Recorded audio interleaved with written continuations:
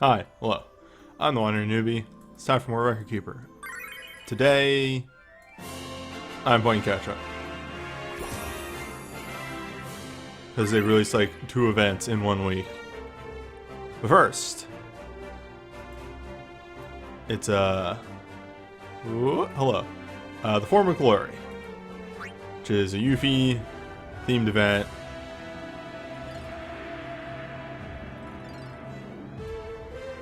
That's it. It's Yuffie themed, which is weird because she's an optional character. So how much there's a bit of content in the game around her, I guess. Yeah, sure.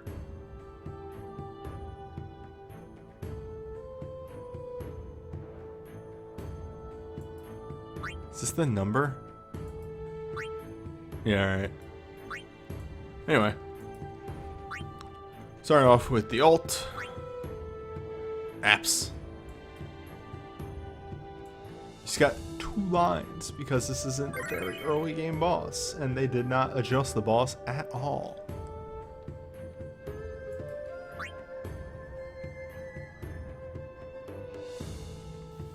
So I needed to prepare for tonight 16 parties.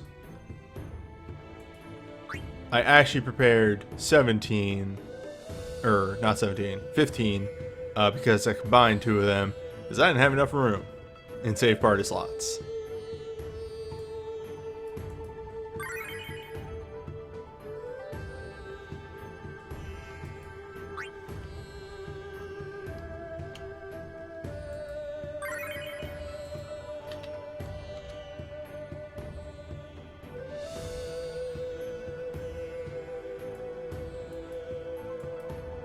I also hope I don't run out of roaming warriors.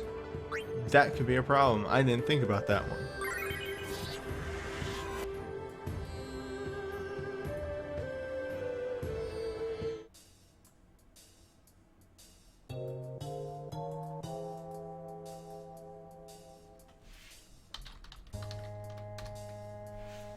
Whoops, this should be 2.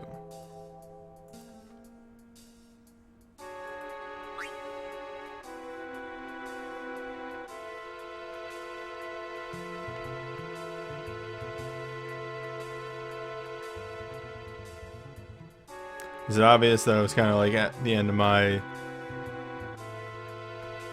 like paying attention to stuff when I hit this? I should check the soul breaks. They probably have a bunch of soul breaks on.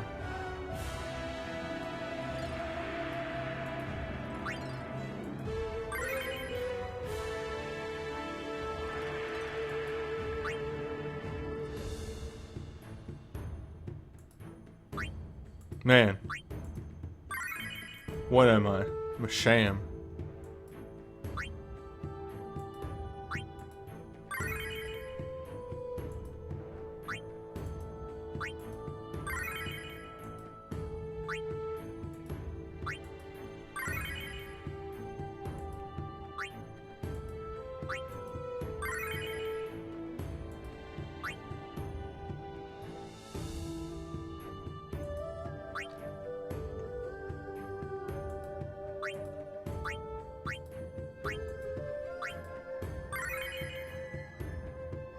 Okay, now we're ready.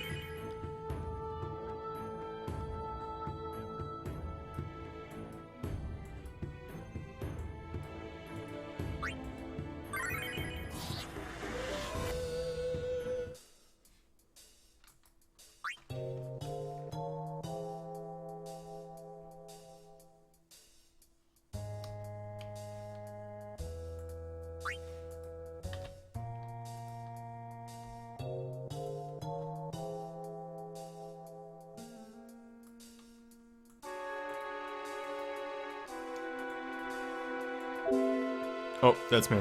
Don't worry, that's me.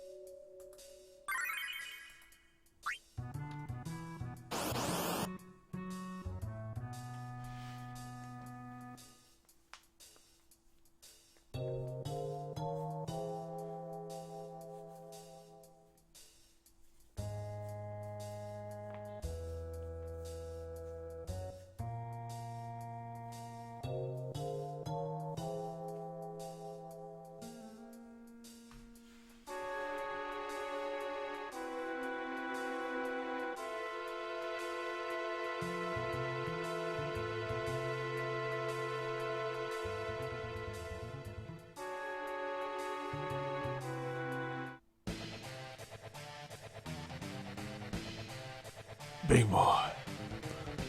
So, I went into this without the proper accessories, just to make it a little bit more interesting and everything like that. But water resistance would probably be the smartest, perhaps. The majority of what he does is water-based.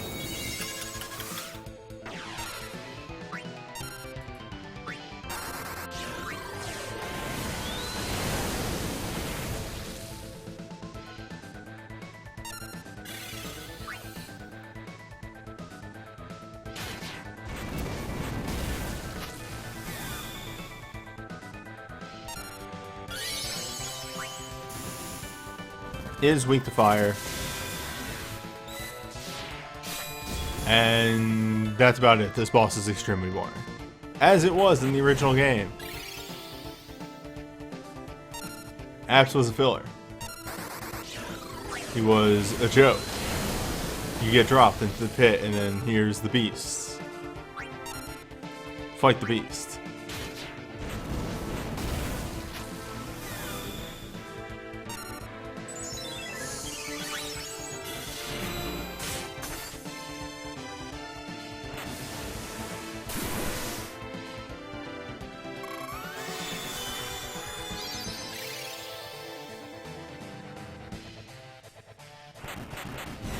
I am feeling better. For the most part. But yes. We moved in a healthier direction.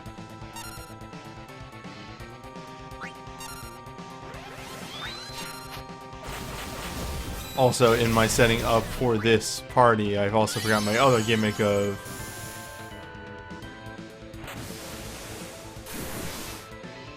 you know, no 6-star abilities, whatever. I don't think it would have made that much of a difference. And honestly, this boss is interesting enough to warrant it.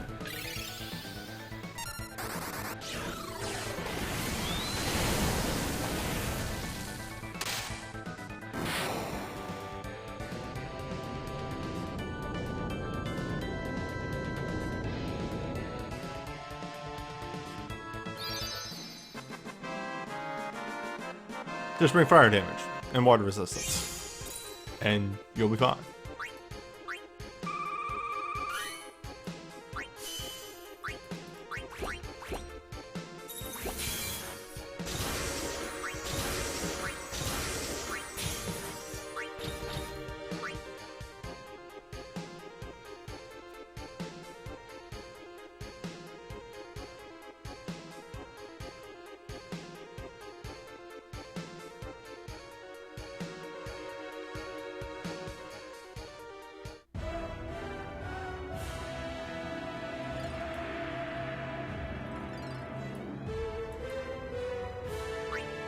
Now for I wanted to just say sequel normally, but due to my own habit of making dumbass jokes, I literally almost said squeakquel.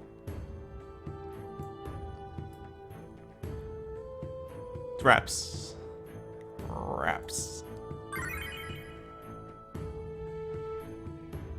I remember in particular this boss being a pain in the butt when I first played the game, because I was dumb and didn't understand mechanics.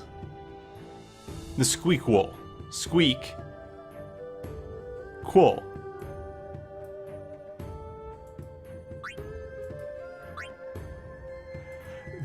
They don't have record materia. Man, I was really out of it.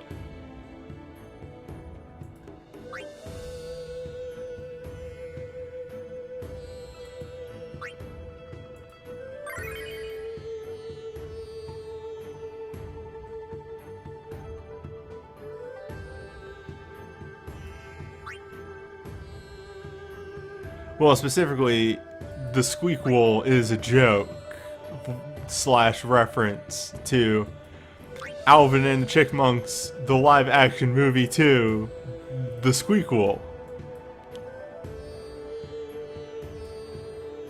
as it was marketed. because that's my humor.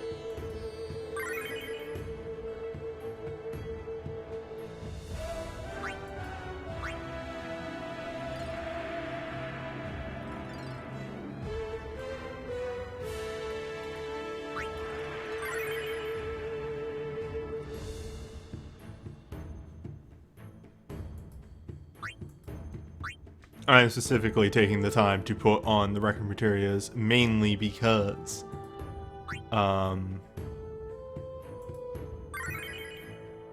ultimate pluses, being dumb and limiting, can actually be a problem. Oh, Shotgun Dirge, thank you for the 14 months. Why were there 2?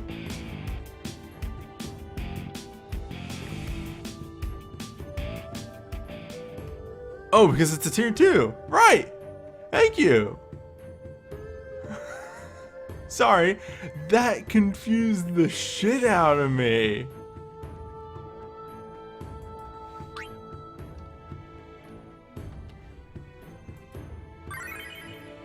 That's right, you upgraded. Thank you.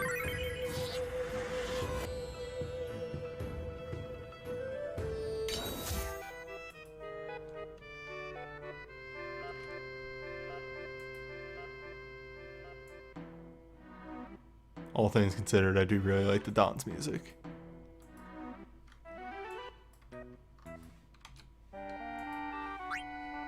The Don has a good tune. He's a trash man, but his tune's alright.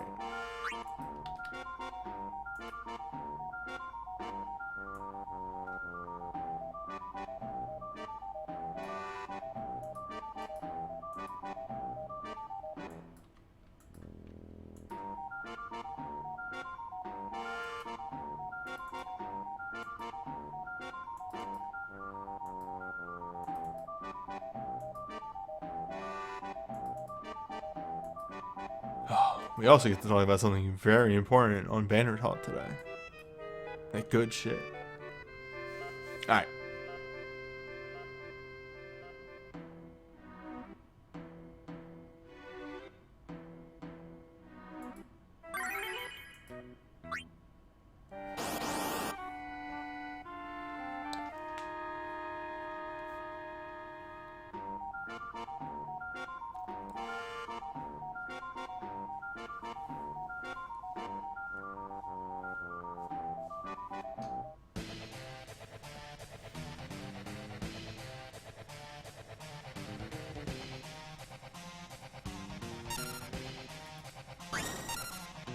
So Raps here is weak to Ice and maybe Dark?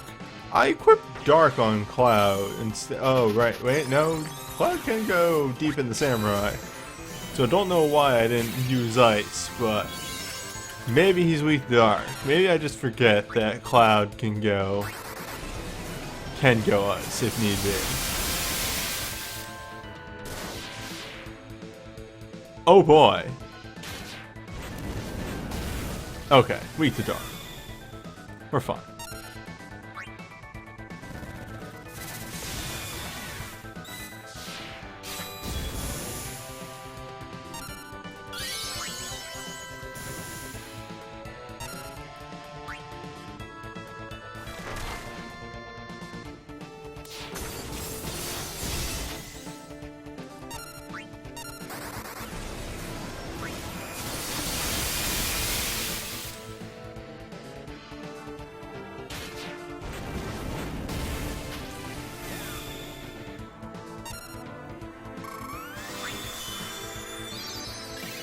There is a Dark Heavy charge accumulation. The base charge, the 5-star charge accumulation move is Earth and Dark. It's both flavors.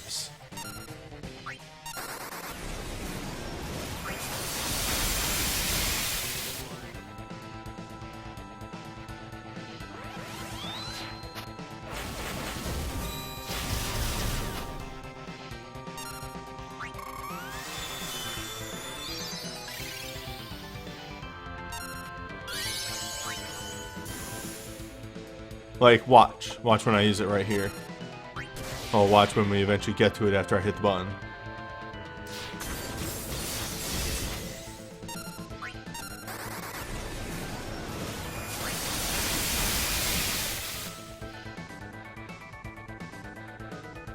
Yeah.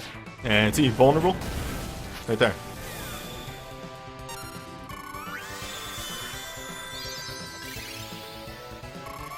But yeah, Raps is just a bunch of AoE. The more dangerous stuff that Raps uses is the wind attacks. So, probably build some wind resistance going into this. As you saw right there, Scorpion Tail is barely a problem.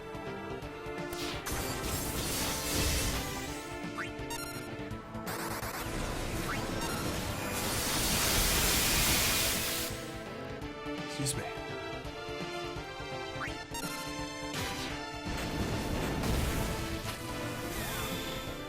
My body is mostly recovered. Still having some problems.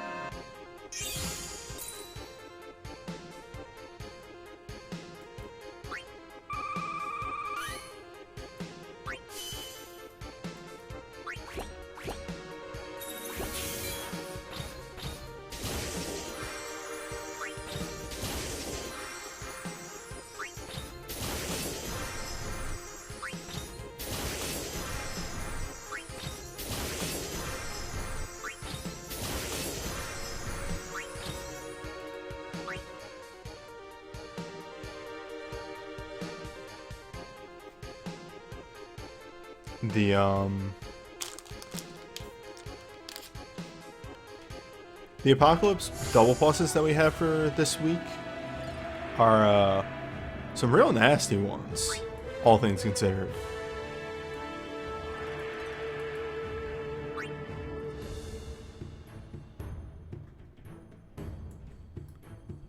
If you let them do their gimmick, they can be a problem. Meanwhile, here's a fight against 4 enemies. Try and guess what I'm going to do. You'll never imagine.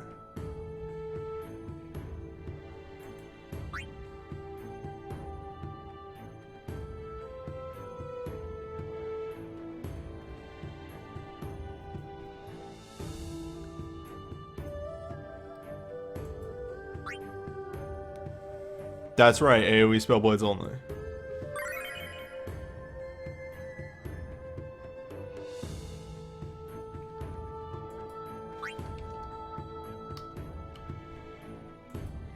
Remember when AoE Spellblades only hit once?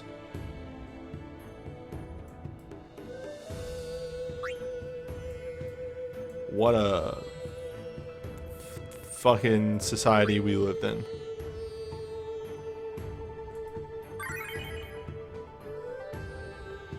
Sorry, I had to double check what my actual strategy here was. Some dumb shit.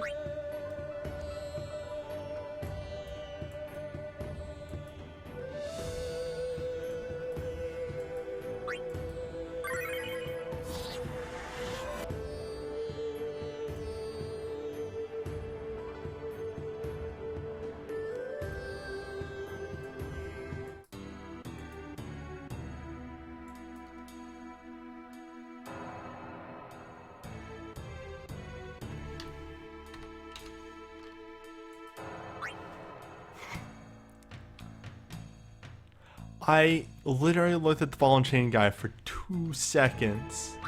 2 seconds, I'm not even kidding. And in the back of my brain went, swinging my chain, swinging my chain.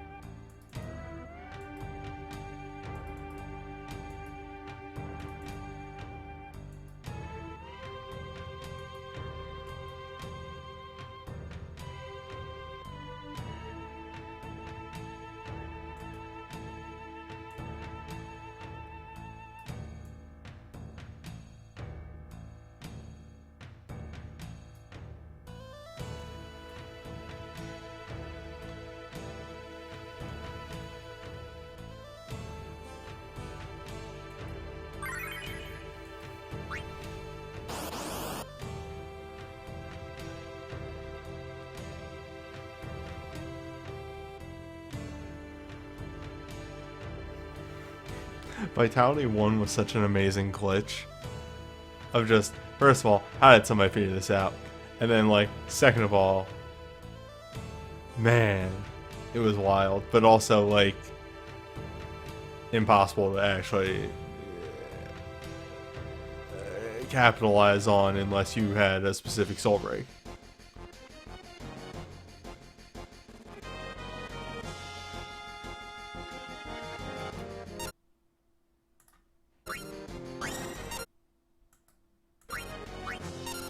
So, these ding-dongs are all immune to, or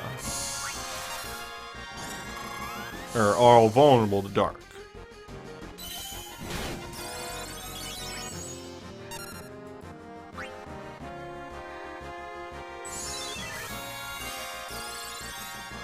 And I literally know nothing else about them. They each do a specific status effect, which is why the Astra is here. Some of them, whatever. Some of them very nasty.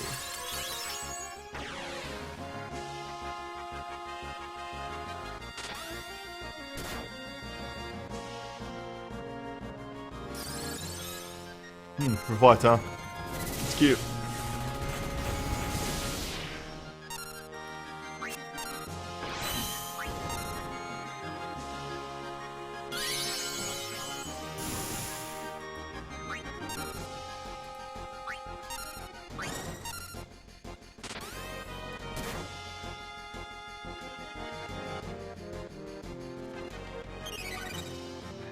No, regen though. Yeah, see. We got stop coming out. What if they just died? What if Zanatsuken actually worked? That'd be great. I actually don't know if Odin can instant kill anymore. I think he can, but I feel like that's the thing that they might have changed.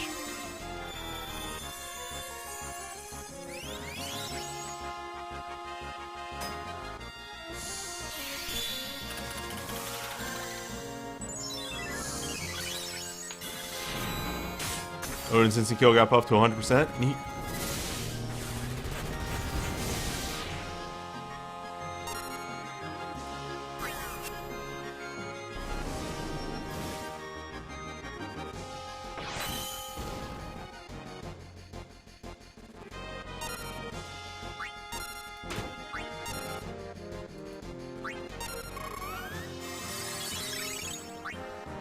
As it used to be 99. Yeah, that sounds about right. Well, like I said, this fight is extremely going to exist. It's interesting that they have different health totals.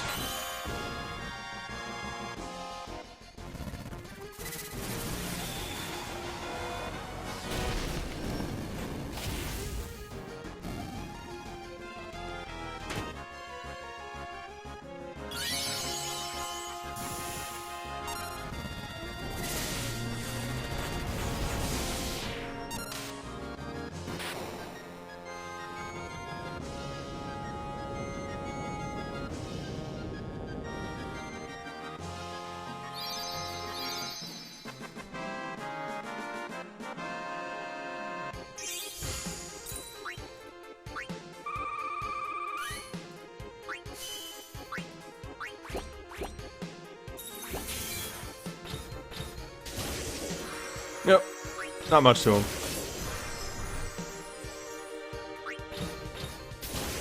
One day they'll make that fight interesting.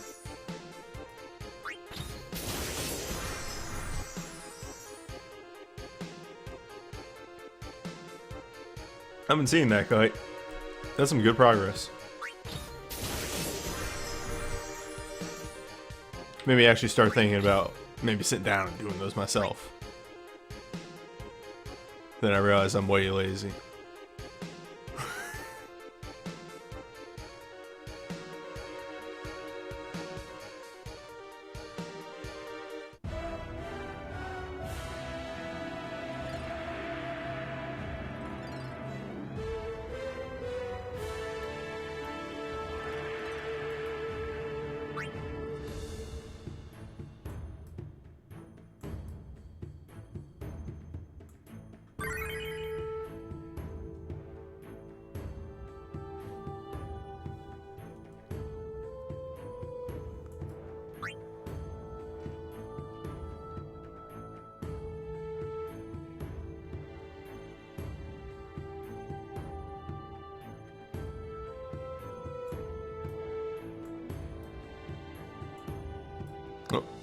Went too far. Welcome to a fight that demands water. And ninjas can work, but you're up to RNG.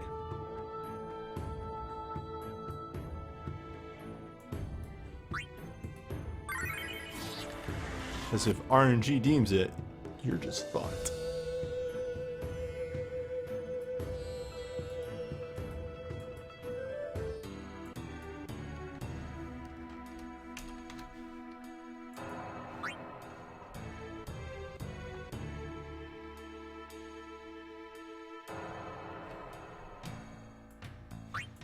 Whenever I see this guy, it's always like,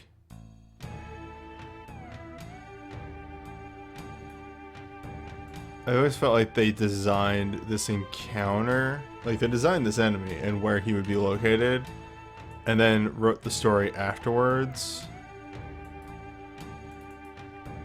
and went, yeah, that's Yuffie's dad. And just kind of look at it and go, but how though?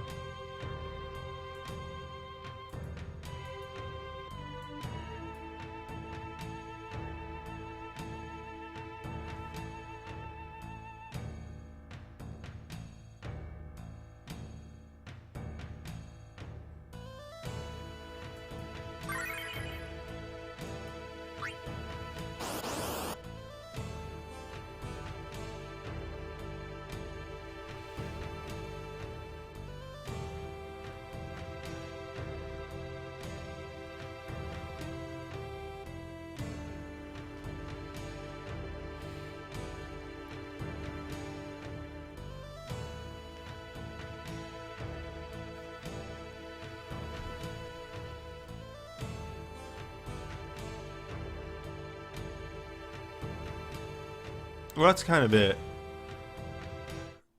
Seven doesn't have a ton of water characters. I think it is just Yuffie.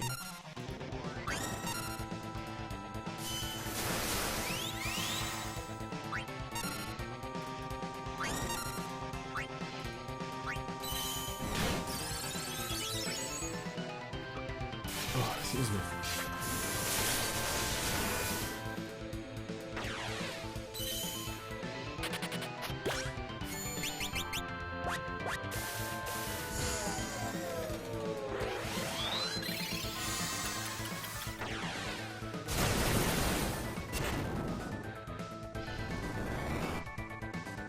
Forgot that happens on turn 1.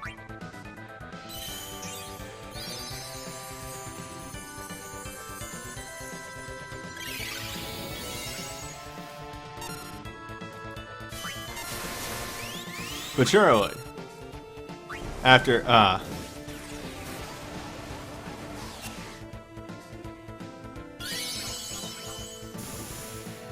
see.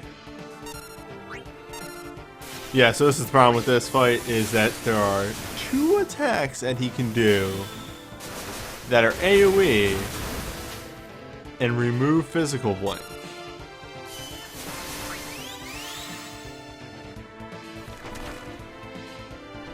By the way, this is this fight where he just kind of rolls out of control really fast if he wants to.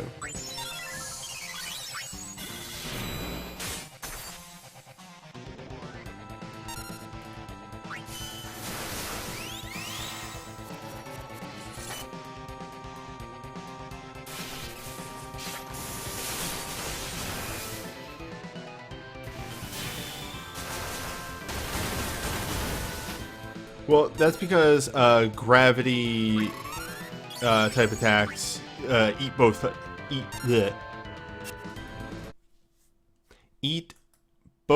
types of blinks.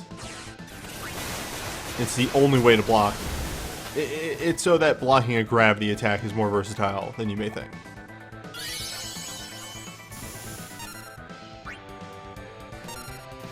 That's more a record keeper thing than FF7. Meanwhile, bullet.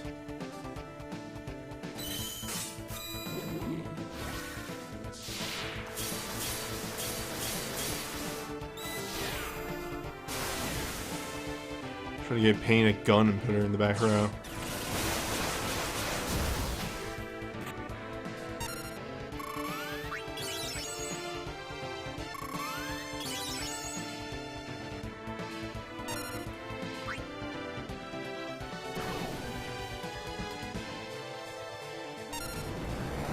Well, we're almost out of reflections. Because I forgot that his 2 opening moves just remove physical blank.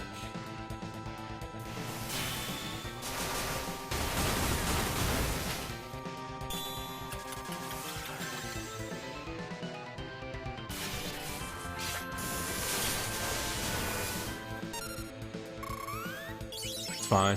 We're fine.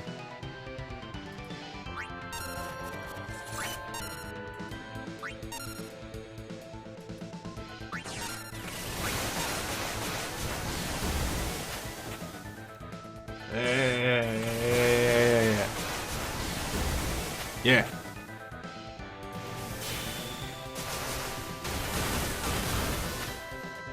Hell yeah. What if I just fucking dumpster this boy?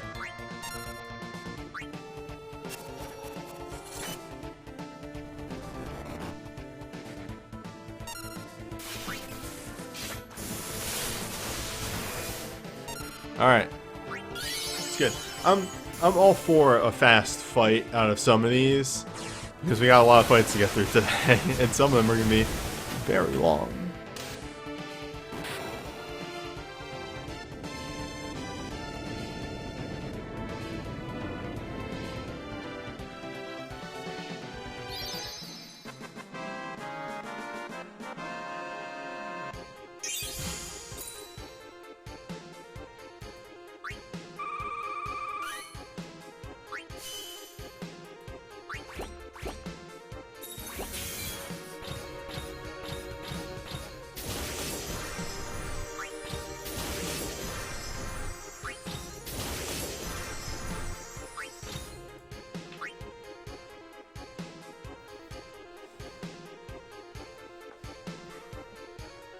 That's right, the 12 dream does have time limit.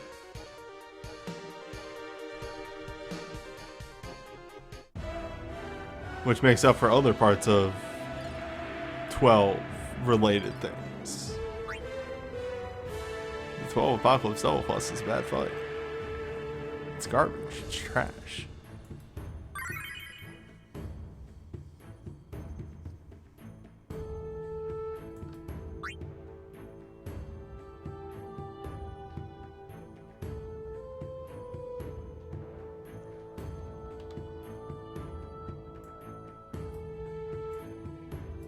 I keep wanting to scroll down further and then just remembering that no, they're right here.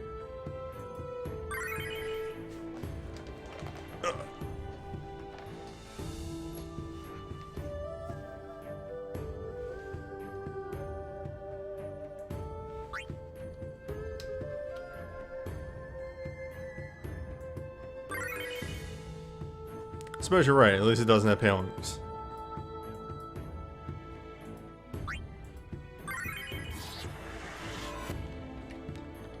Here's the thing, that dream fight, perfectly fine. It has a gimmick, and whether you can do that gimmick or not is entirely surrounded around how much DPS you can do. Unlike other dream fights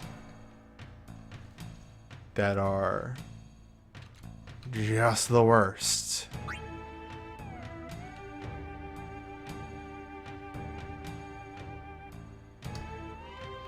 Thinking about no dream fights in particular. No siree. Nope. That'd be weird. That'd be... something's off.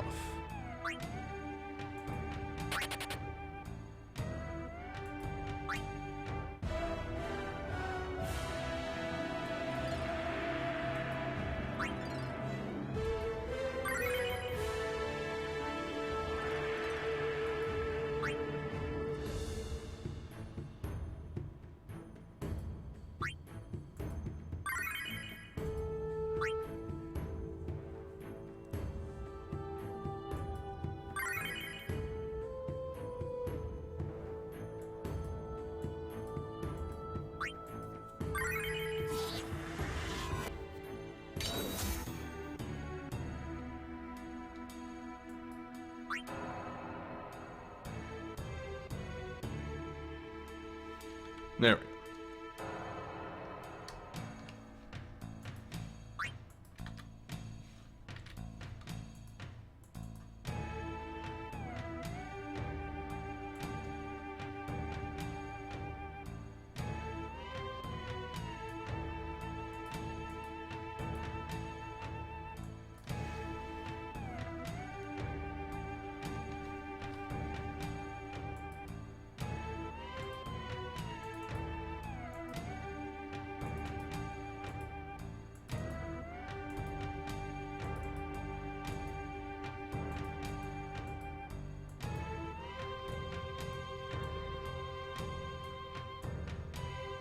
There we go. It's like, game, please. Game, I'm trying to do a thing. I'm trying to make it look cool.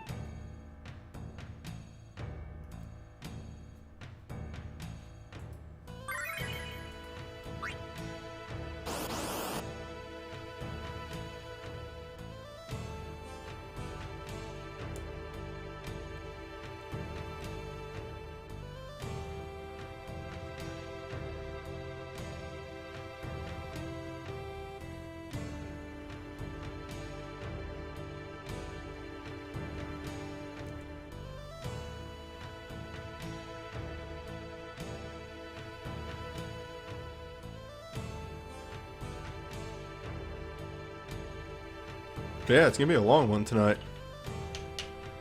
We got a lot of content to get through.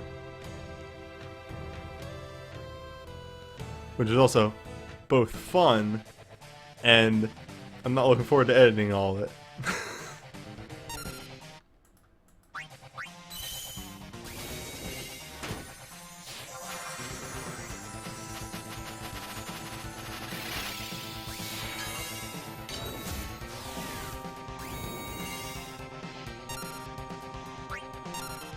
I did it again. I just want you to know that.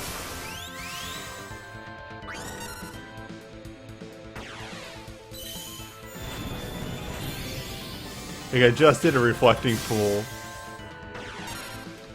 It's gonna be gone. Yuffie might as well just block.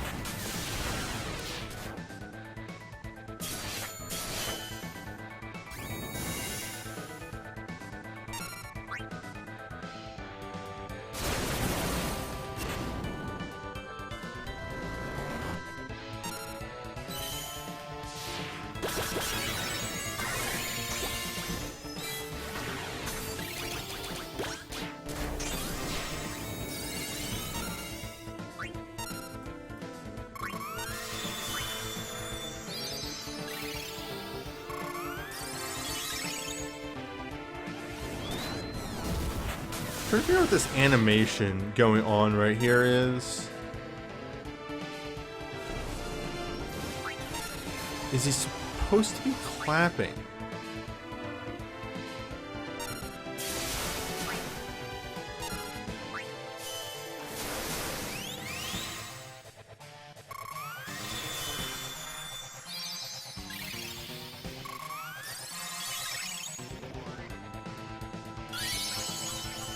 So that's like what it's supposed to be. Well, he's missing his hands.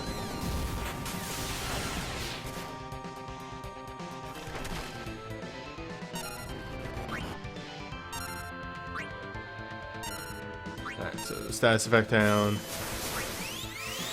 Which, by the way, the heads are, if you didn't figure it out, he starts in physical / gravity. No, physical. Moves into magic. Magic is the second head. And then this head is status effects, both beneficial and negative.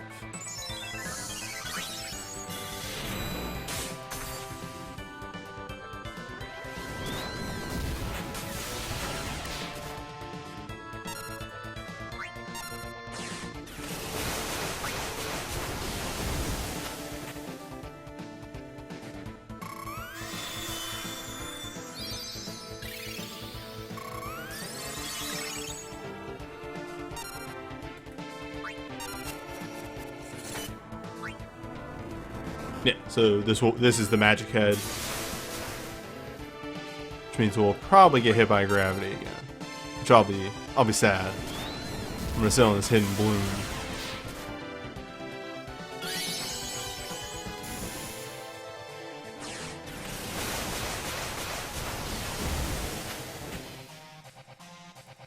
There it is. But what if?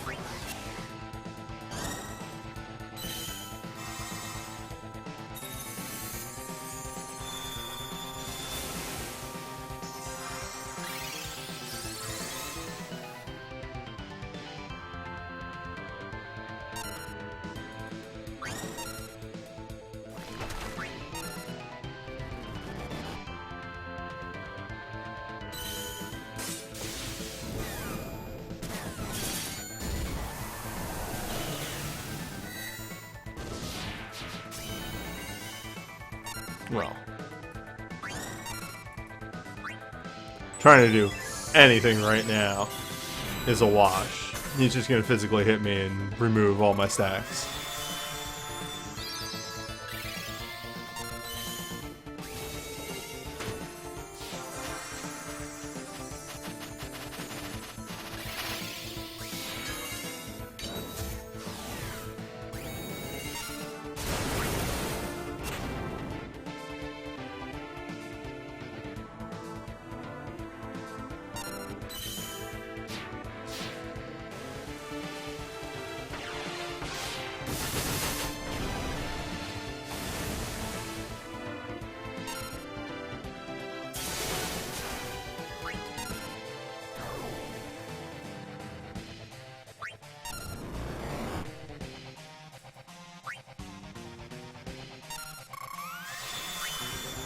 Which I guess trying throws off my whole theming, huh?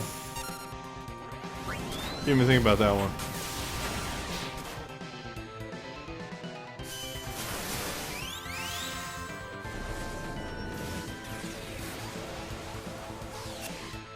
Come on.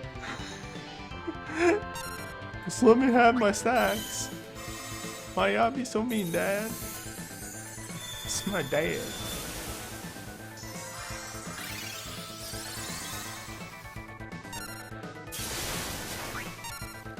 What sucks? Well, here he goes. This is my favorite. This is my favorite mask, by the way. I just love this jig. Oh! Oh! Hey, oh. Thanks, adapter.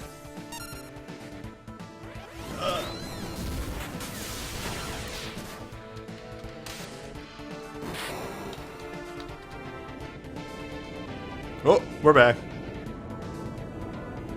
Did we recover? We're good.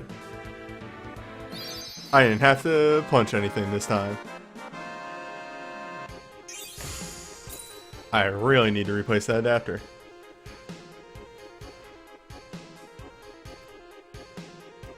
I apologize for that.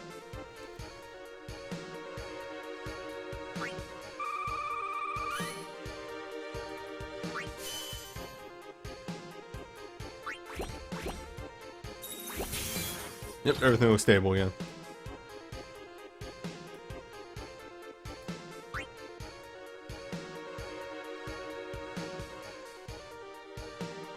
Actually, no, give me just a hot second here.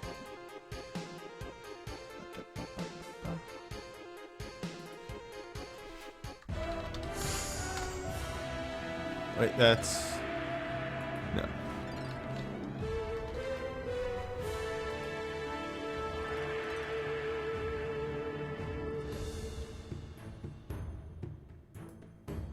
Just gonna open up something real fast on the side and actually do an outro for this video.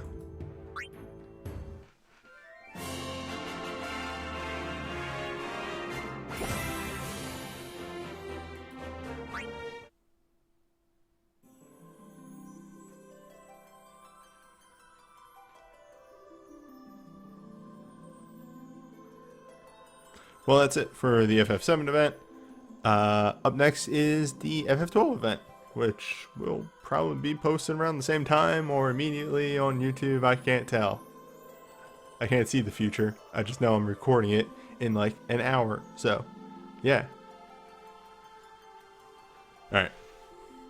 I'm going to peep something real quick. I want to see if there are actually any specific errors. Yes, here we go.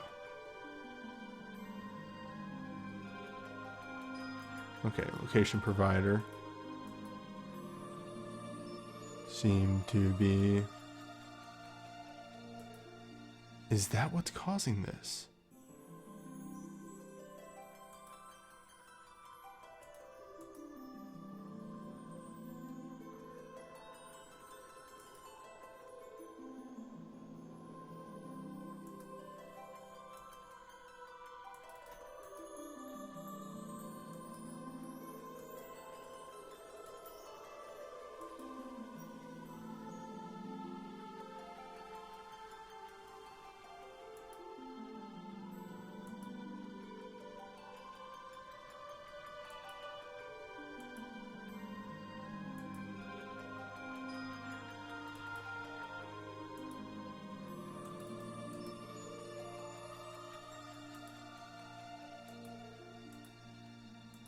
I'm gonna have to get that looked into.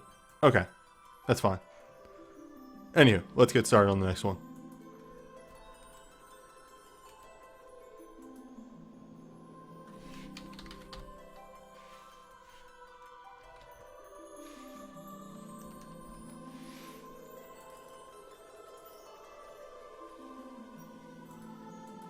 Just the worst.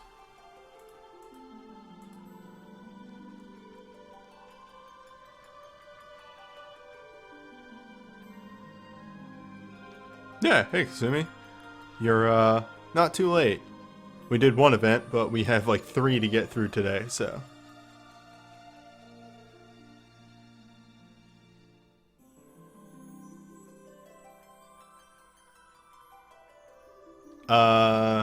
The standard FF7 event. We're about to do the FF7 Dream, and then we have the 12 event, and then the 12 Dream.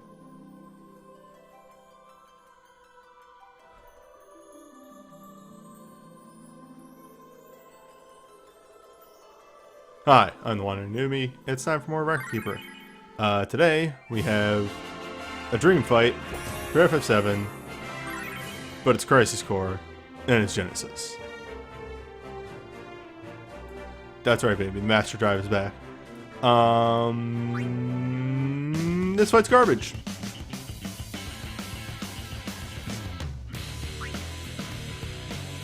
First of all, you get to listen to this the whole time. But let's look at what he does here. Well, he has a Mighty Guard, which gives him Protect and Shell. He has a move that poisons and confuses. Well, he has a move that poisons and a move that confuses. He dispels you. He can't give himself regen. Thankfully, this is only once. He has an attack mag buff. He removes ability uses. He does percentile damage. This is pretty much everything in the kitchen sink all at once. On top of really high damage output, this asks you to bring a lot of stuff to this fight. Possibly more than what you have. I feel as though the balance for this might have been overtuned a bit because 7 is in theory a very powerful realm. With a lot of characters, but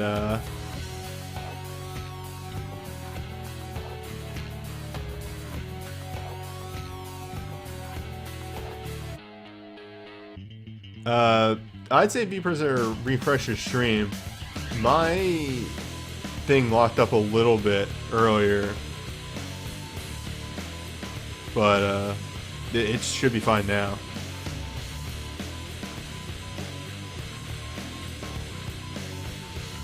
Well, anyway, that was a weird cutoff for that, but I said my piece. Wrong fight.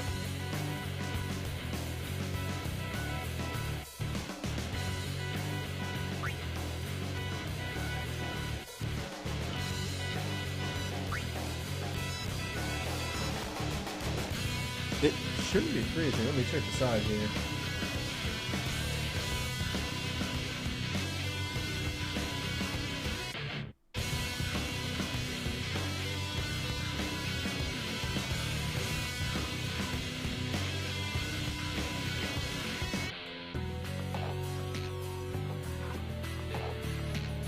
Yeah, my side stream is looking pretty smooth.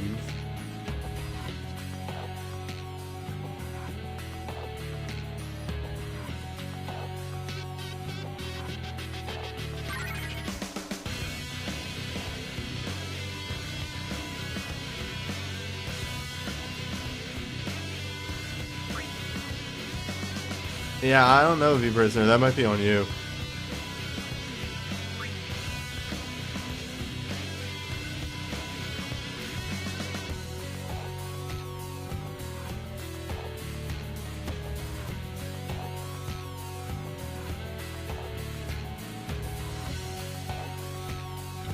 That sucks. Sorry. Oh, where did I save these teams at? Here we go. Okay.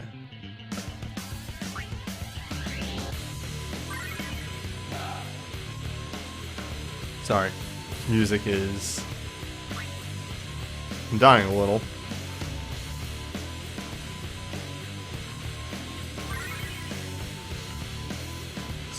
Sorry. Again, still working through some things.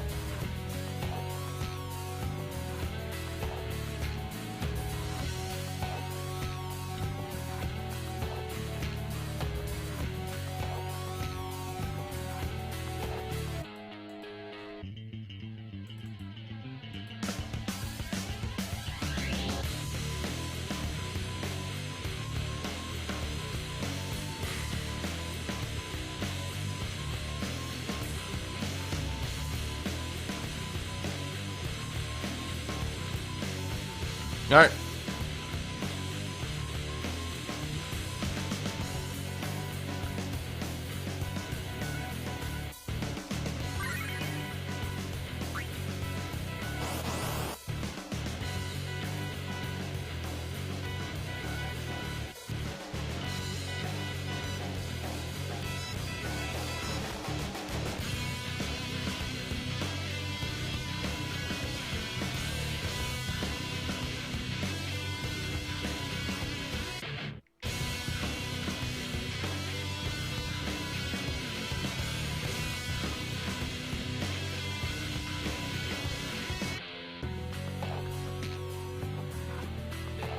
So I feel like the first two difficulties of this fight aren't...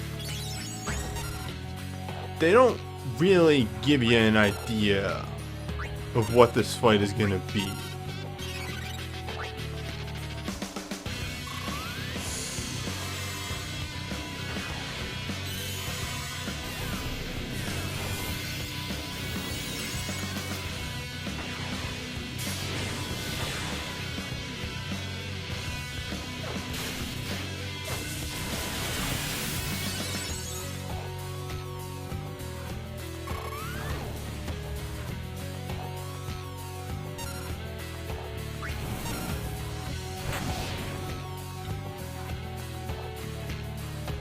Oops, gotta actually swing my weapons.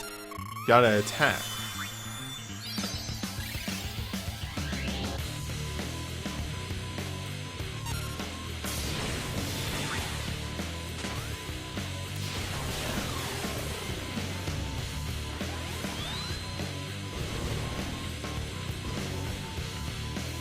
Yeah, sadly, 7 is a realm of many characters that are decent, and then also, you know, they kind of plan around Cloud and Sephiroth.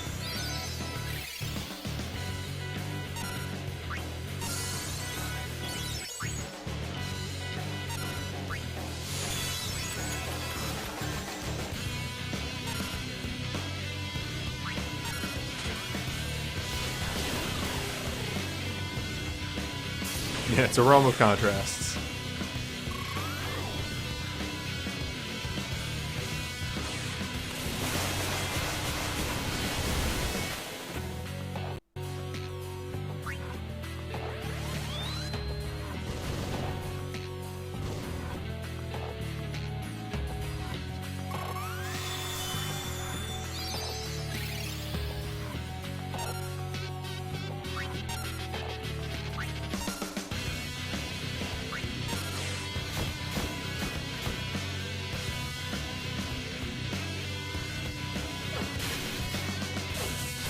Well, anyway.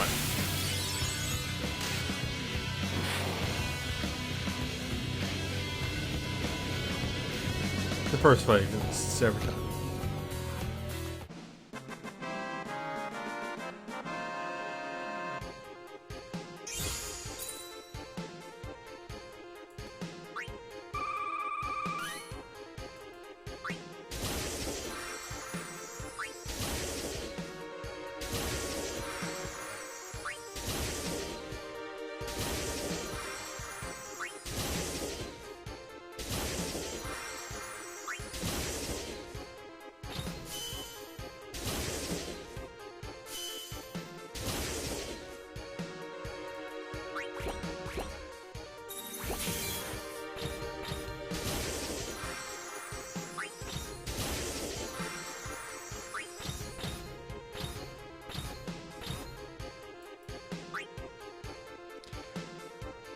Yeah, 7's a weird one, where they never really kind of wanted to commit to one element. There's like a little bit of each element in 7. Except for ice. I don't think anybody's ice in 7.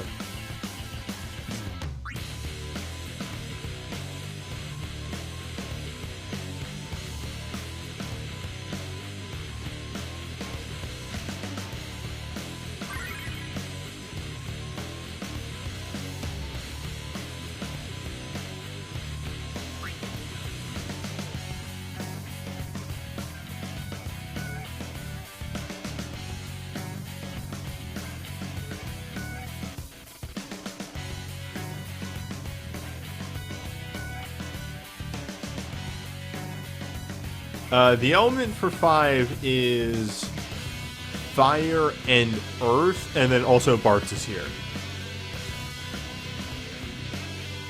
Because, like,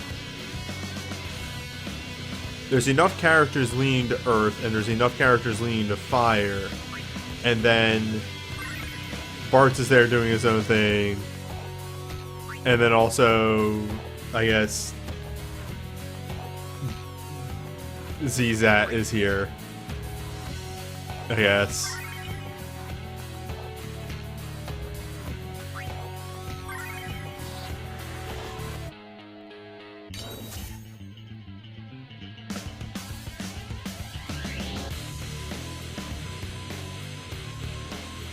One moment.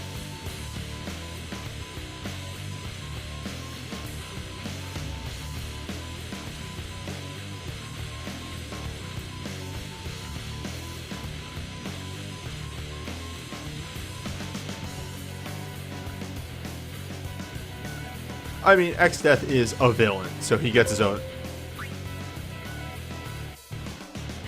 Sorry, I did that thing where I forgot to mute my laptop, and that scared the shit out of me.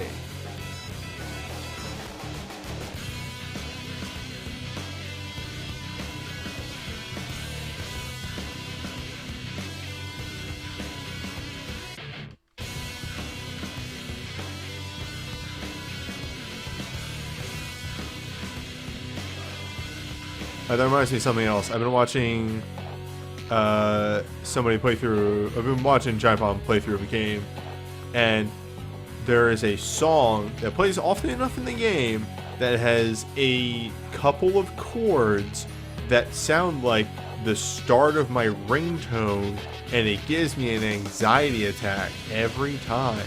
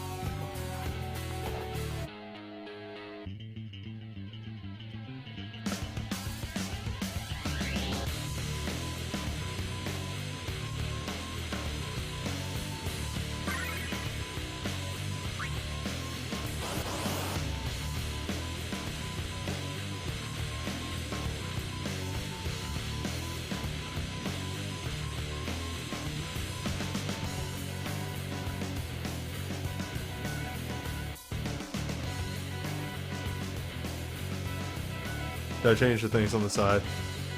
I did.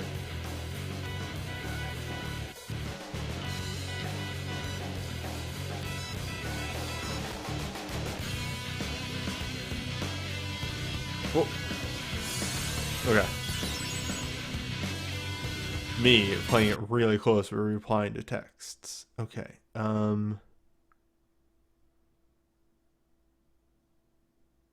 That threw me off completely. Okay, I'm good.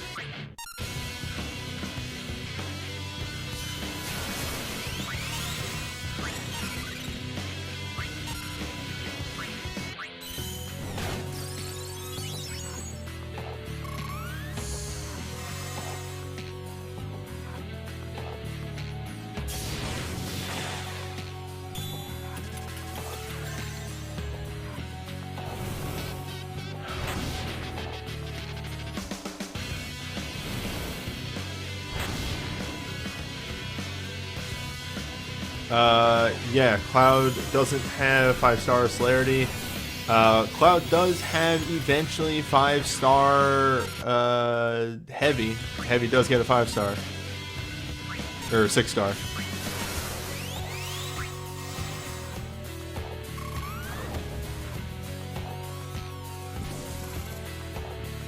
Big bio.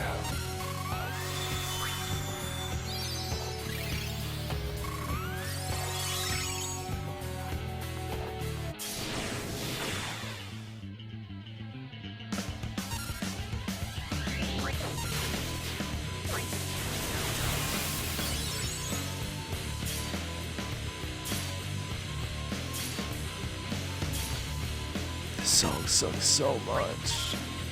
It's so fucking boring.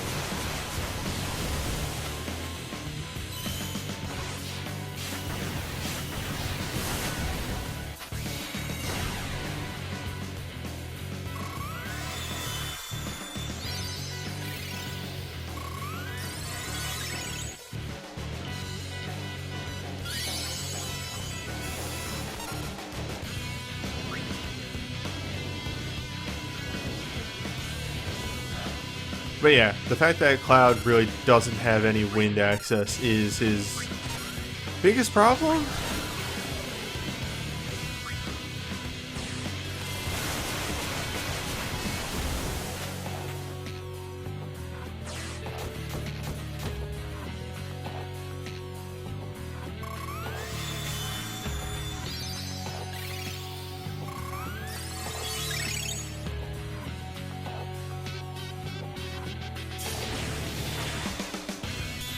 But they're never going to fix their mistakes. They'll never admit that they did a bad.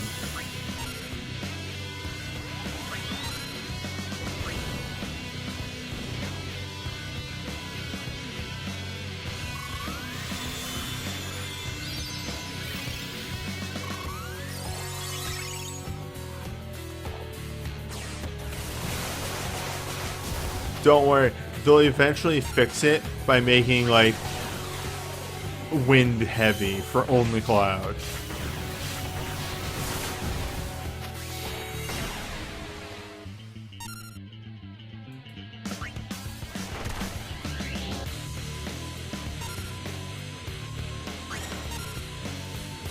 Alright.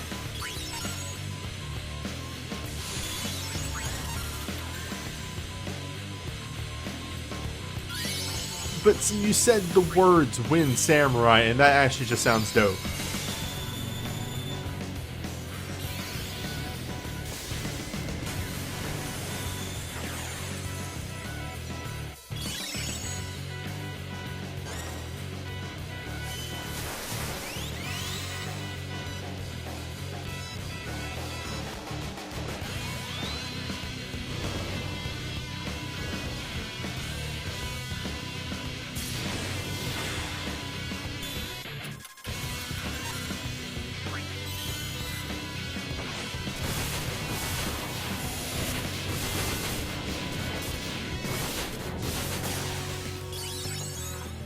Bro. So, we never actually saw in the original run, in the baby run, the nastiest move. It's not that. That's not the nasty move.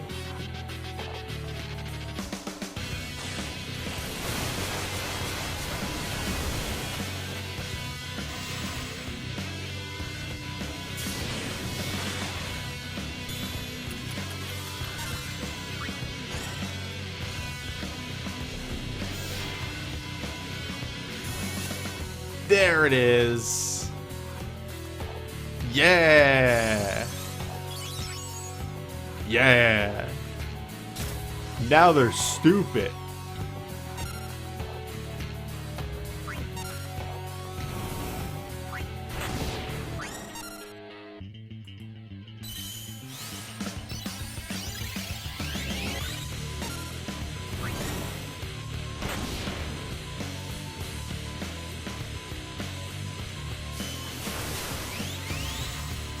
By the way, yeah, so he does this fucking dispel and then follows up with a bunch of bullshit for you to deal with. Literally doesn't give you a chance to react to the dispel. And before he does the dispel, he does the double buff to himself. So really, you have to react to the double buff that he does, self, and then the dispel. And then everything else. There's so much shit going on in this fight.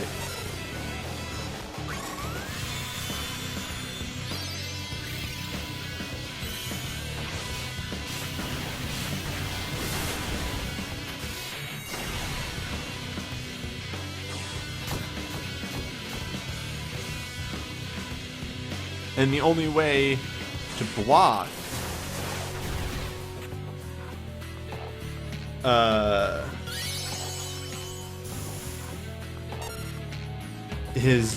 this Black Flurry is with Astra. And hey, there's one source of Astra in Realm. Which also, by the way, good luck getting to that stage with it still up because of how much poison he does.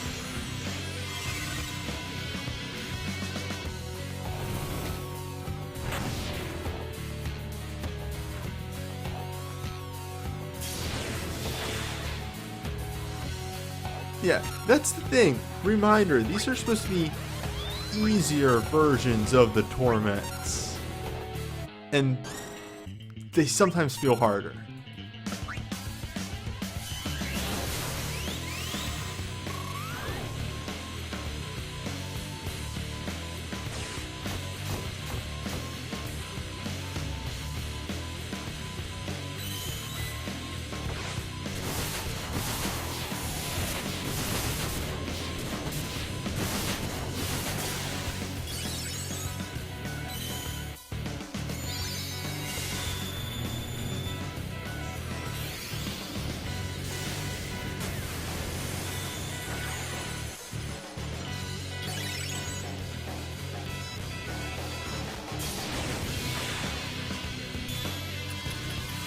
By the way, any second now, and hey, guess what he does in Final Phase? That's right, he just keeps doing this over and over again.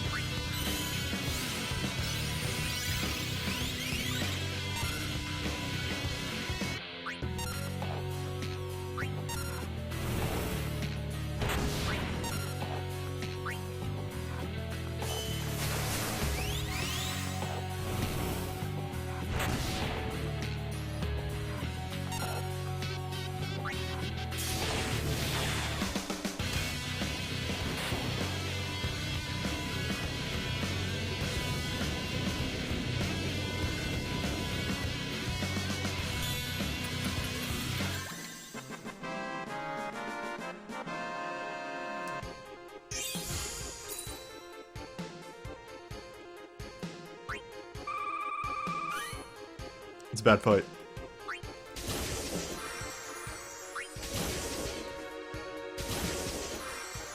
But wait.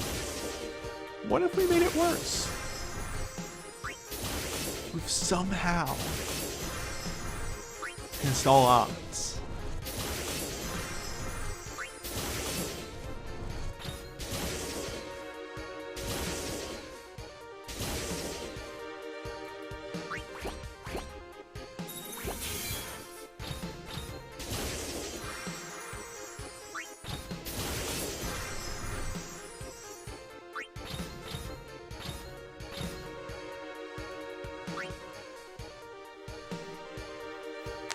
I was ready for some extreme clown shoes.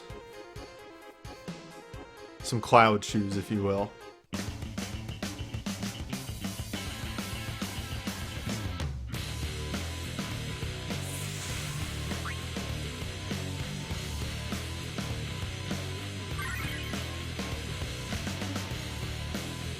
Now, I will say, this is a warning from the start.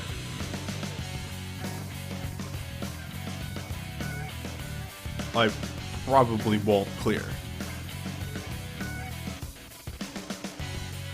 Because I didn't clear my own time. That's mainly I got a party that will get through the 5th phase and went, good enough. I have a whole nother set of parties to develop, and it's 3 o'clock, so I gotta get started.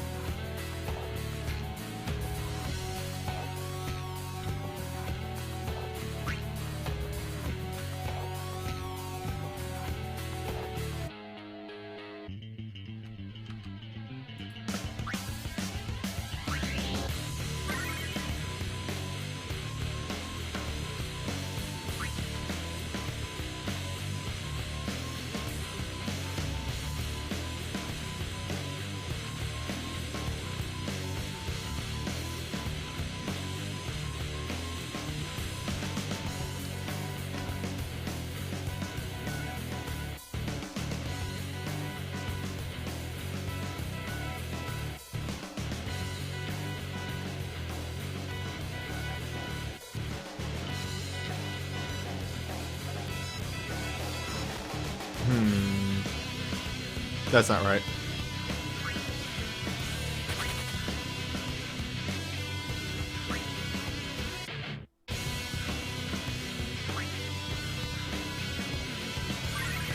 Oh, wait, no.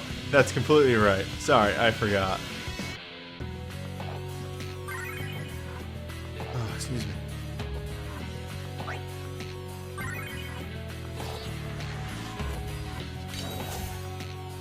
Okay.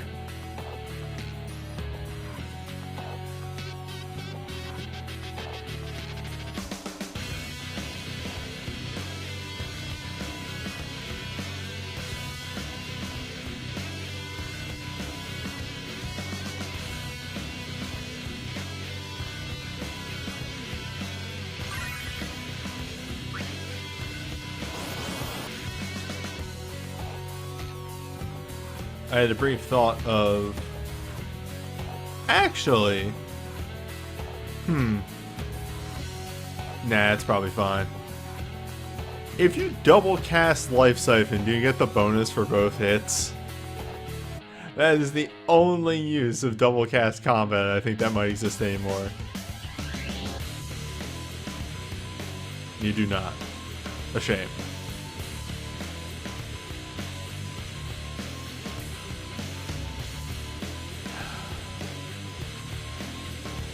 No.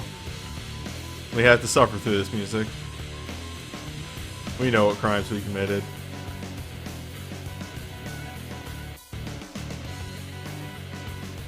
Alright, here we go. Wow.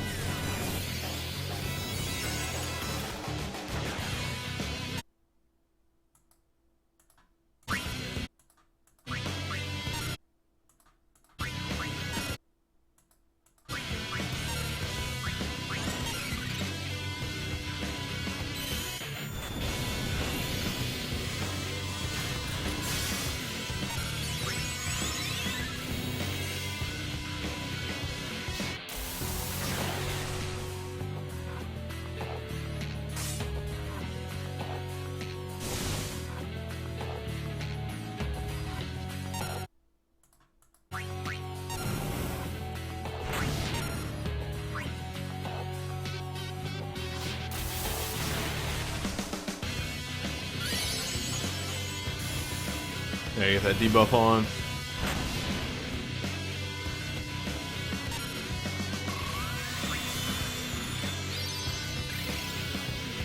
You get some more meter building on.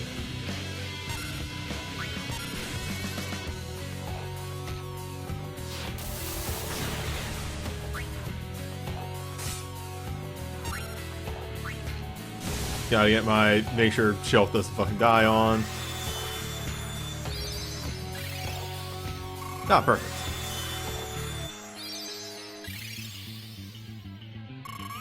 The regen is removable. It just doesn't matter. The damage we're doing right now isn't actually appreciable.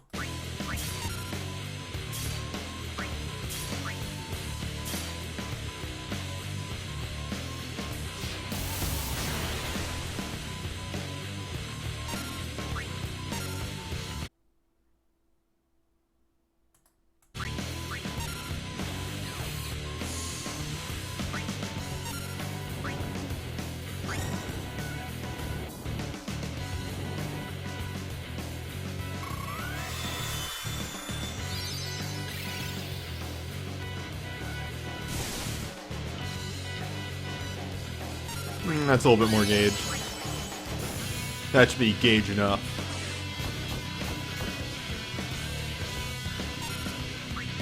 Oh, piss. I just destroyed myself.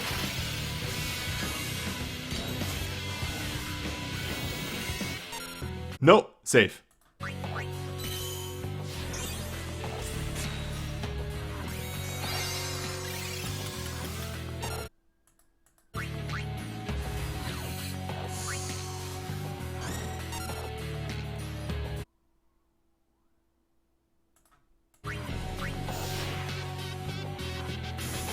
One use.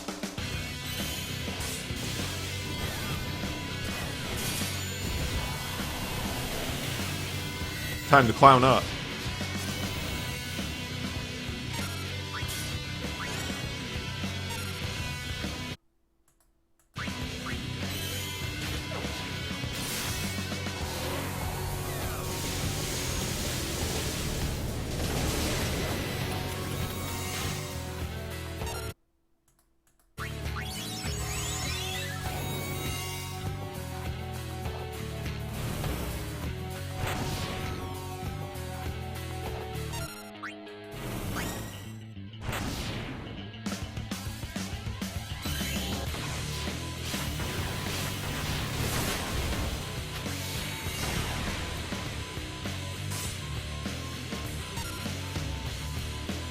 This build could be a little bit better if I had any LMR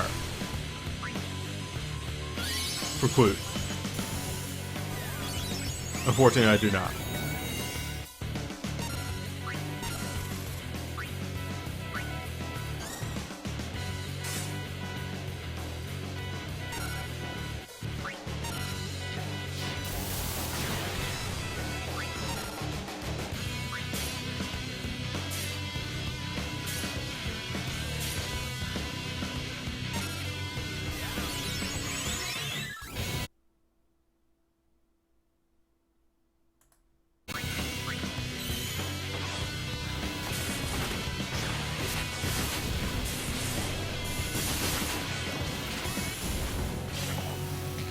Yeah, it's alright.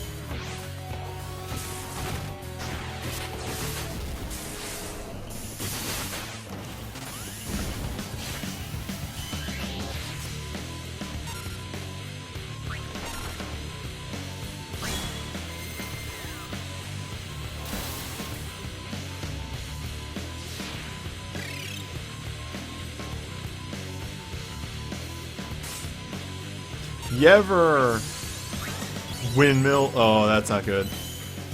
I just goofed.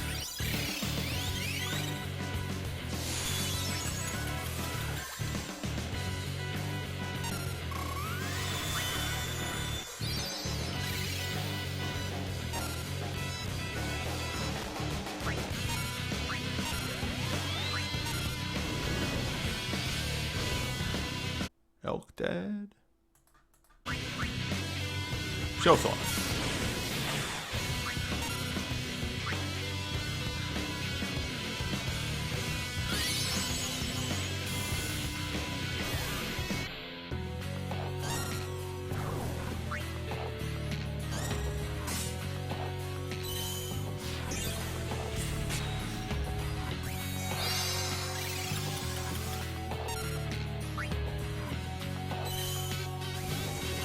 Minor goof here.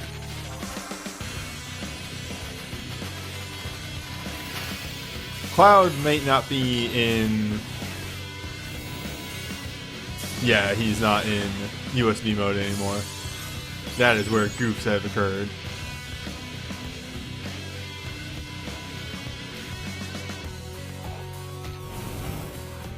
Fine, this is piercing anyway.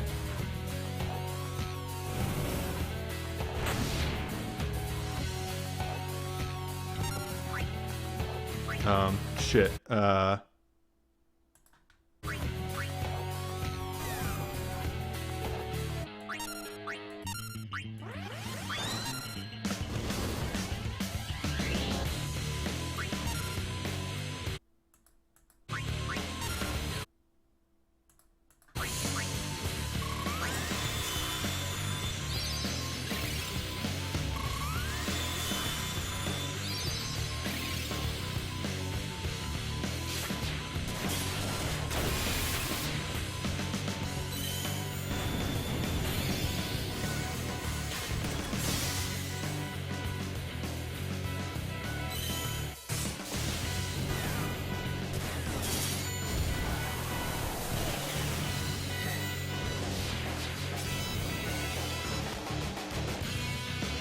Yeah, no. That's that. Yeah, okay.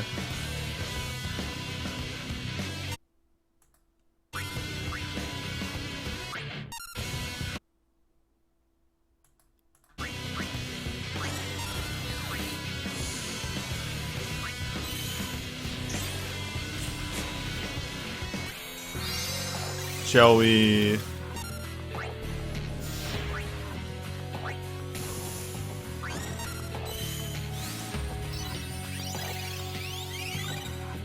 Attempt for some final pushes here.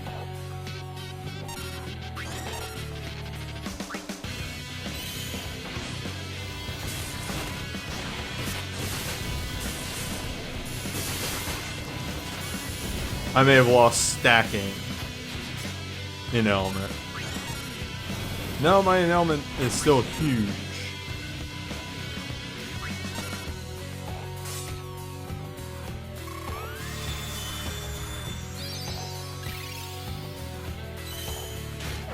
Oh, he's still protected.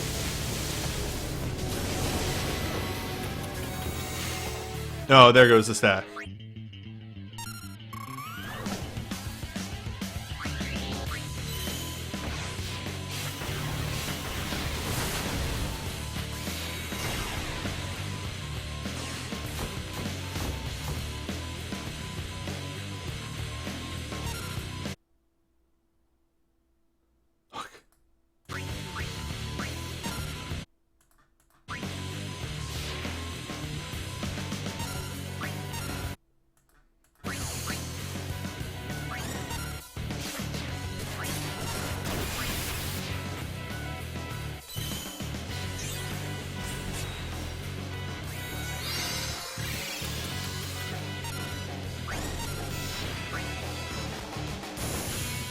No, the big thing was that he still had protect up.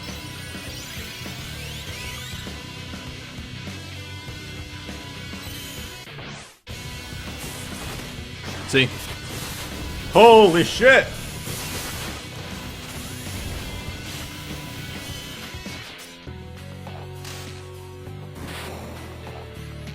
What if I just threw 20 motorcycles into him?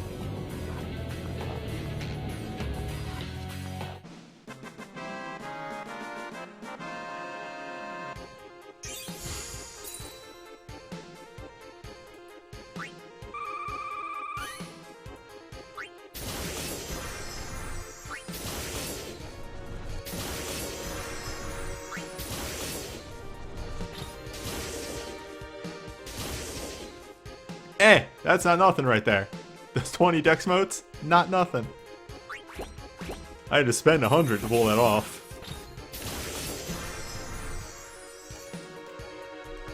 Yeah, I dove Cloud for this, by the way. For what it's worth, they'll probably come into play if I ever get around to doing the question mark torment, if I'm being real. Cloud is my highest damage dealer in 7.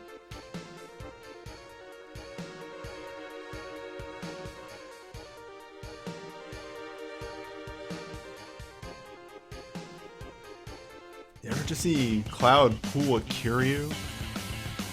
Just slam a motorcycle over somebody's head until he died?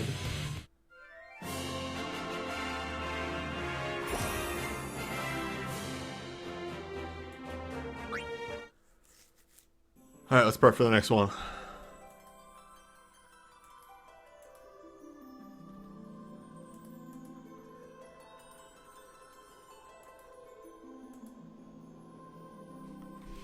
That would be...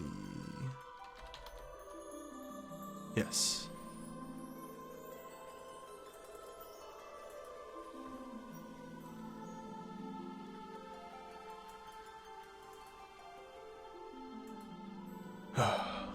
Halfway done.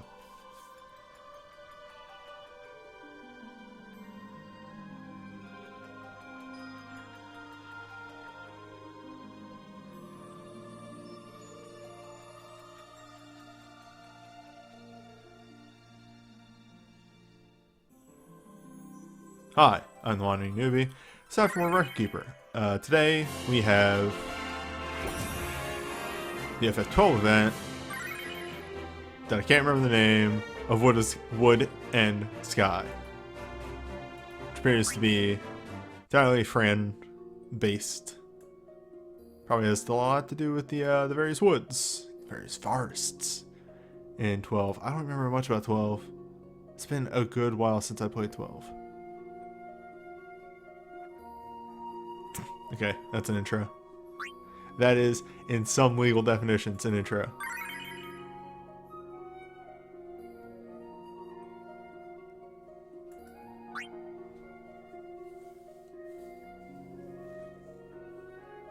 There were so many times during that 7 fight, I should have lost it. I think when I windmill slam Enkidu, I would venture a guess that Shulk had... Shulk?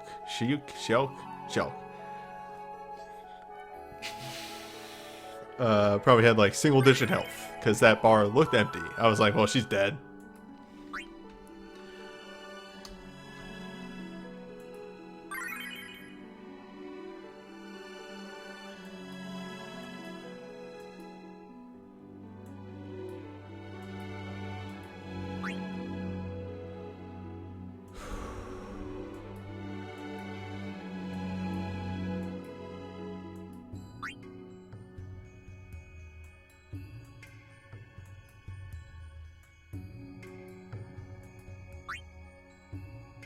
Oh man, the fest actually, all the fest content goes away tomorrow. Man, I need to sit down and finish that up. I never did farm up a phoenix to level in the festival dungeons. Damn. I had a bunch of plans of stuff to take care of over the weekend, and that just got fucking annihilated. And it sucked ass.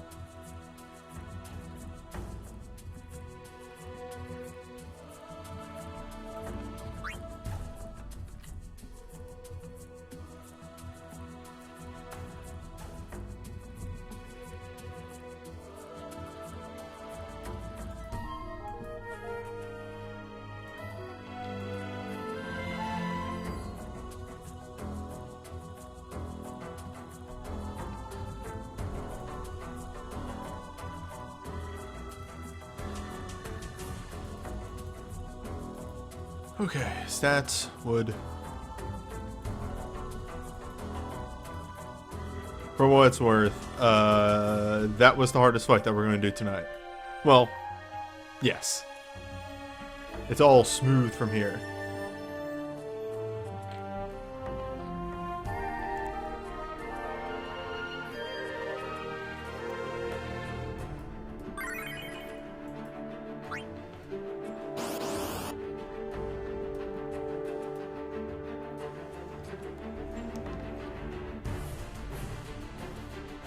Ah, my phone just alerted me that my stamina's full. It's wrong.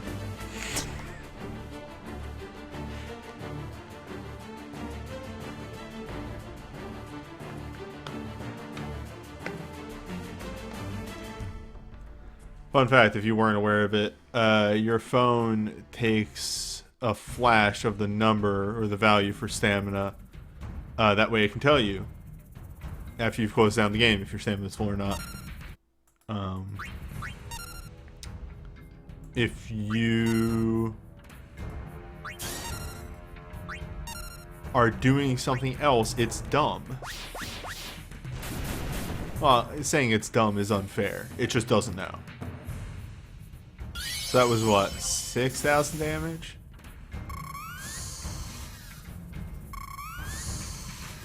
See if Spellblade fares any better.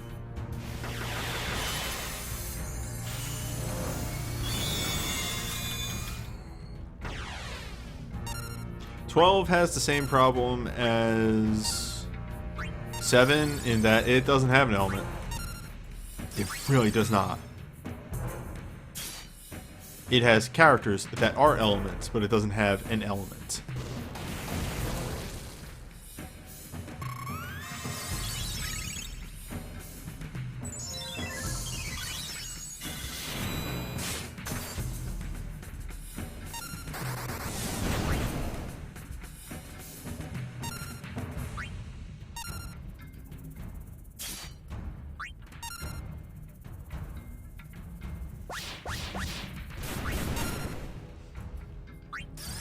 Yeah, you're right, Kite. It'd be really weird if there was a fight in this realm that wanted a specific element that it was hard to have access to.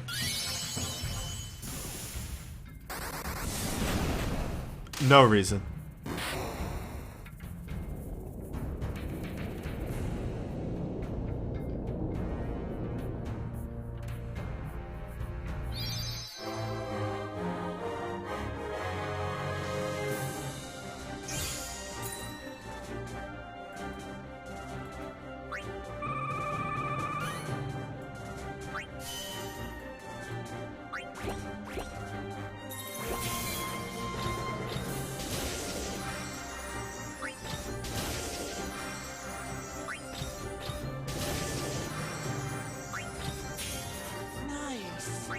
Oh, hey. Everybody coming over from Andy's stream. Who I think was doing that Symphony randomizer. Which, I'm gonna get myself a nice Gatorade, sit down on the couch, and watch that when I'm done with this stream. But for now, hi, hello. Welcome to Final Fantasy Record Keeper. It's a phone game. It's cool. Well, let's say. No. Record Keeper is actually really neat. It just has some mechanical problems that we might see. But yeah, we're actually in the second half of this stream. I'm doing a double header. They dropped 2 events last week, and then I was incapacitated over the weekend. So this is my catch-up stream. For those that aren't familiar, Record Keeper is a phone-based gacha game where you pull for armor for your various Final Fantasy characters. It kind of does this cutesy FF6 style. And the whole point is there's an ATB bar. You have abilities, you make the abilities, you hit bosses with your abilities, and then also you can do moves. There are moves. But those are what you have to pull on the gacha for. Though, for what it's worth, the gacha is kind of generous. You just have to hope you land something pretty good. The gacha is a guaranteed. If you do an 11 draw, you will get one of the banner items. With, like, I think a very small percent chance to just nail off banner. That can happen.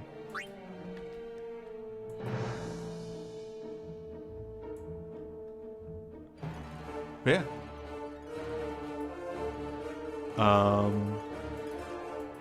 I am going through the easier version, or the easier fights of the event right now. And because I do like to see what the fights have to offer, I kind of lowball, that's not the word. Slow roll them.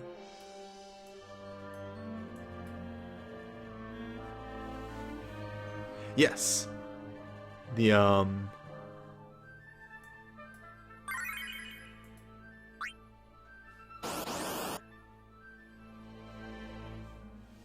What's it called? Each event generally has 2 banners. The first banner is a guaranteed 1 out of 11. If you do a 10 pull, which is 50 of the currency. If you do that on the second banner, which generally has some repeat items, since they're not all new and so on and so forth, you now get 2 out of 11 in order to sort of incentivize the banner 2s, because 9 times out of 10, the banner 2s just weren't as good.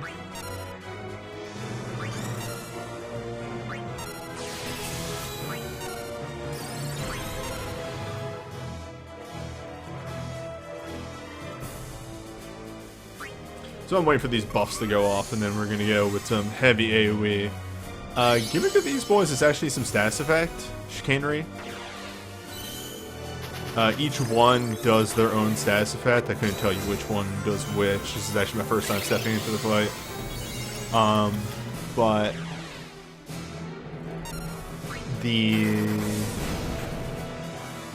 yeah, see, like silence, slap.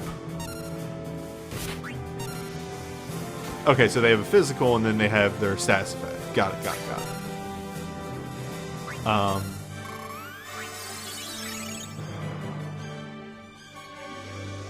I believe they are sap, silence, blind, and other.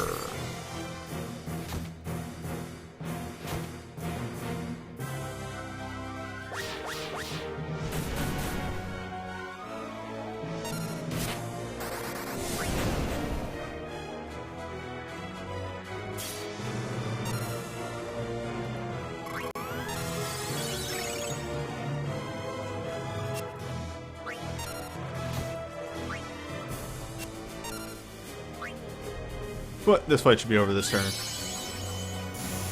This is the general flow. Again, this is a less interesting fight.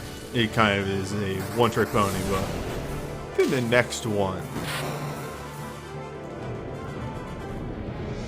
has a bit more going on.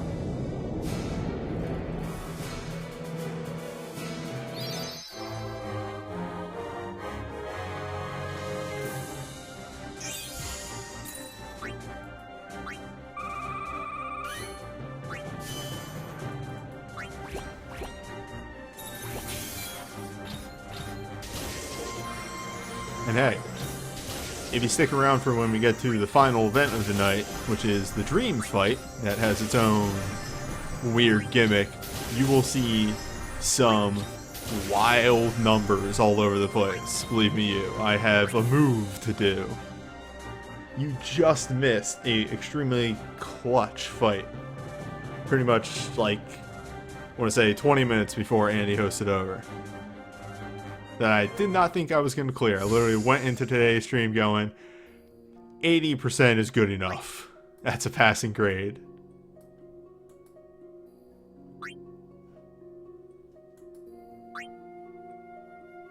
Slight.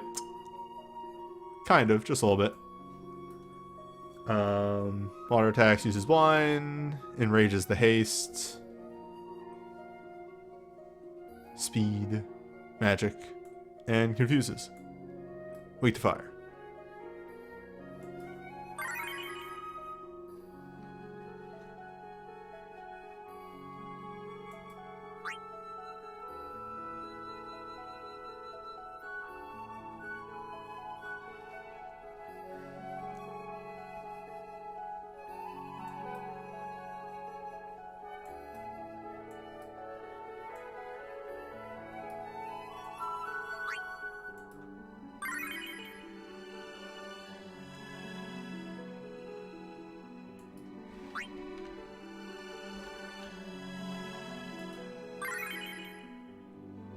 Speaking of super moves, my powerful super moves. Perfect.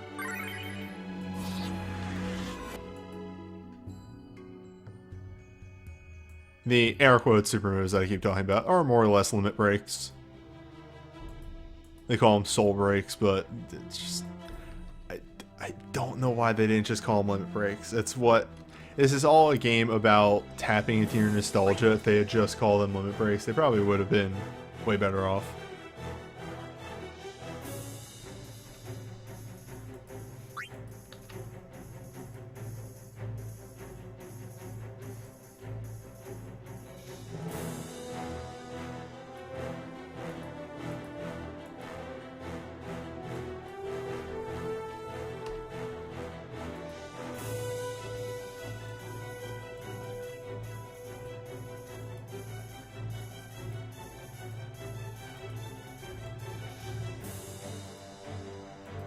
There we go.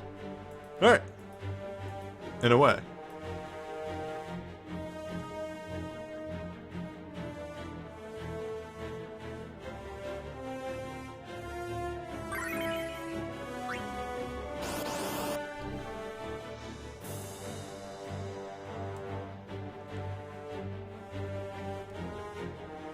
Yeah, there's going to be a lot of banner talk tonight, and by the time I get everything else done, it's going to be like 11-ish.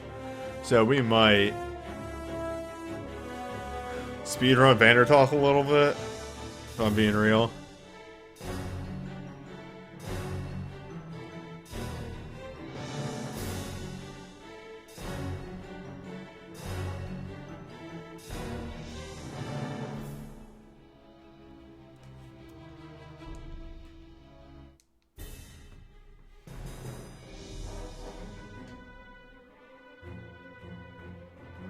Fish.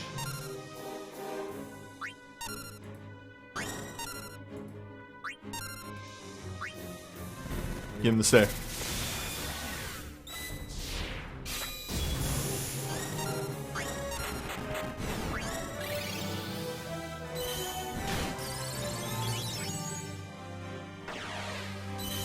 Alright. Buffs are being applied. We have our defense, we have our offense. Gladio is doing our other offense. And he mad. I think I looked it up and this boss is speed 650, so the haste does nothing.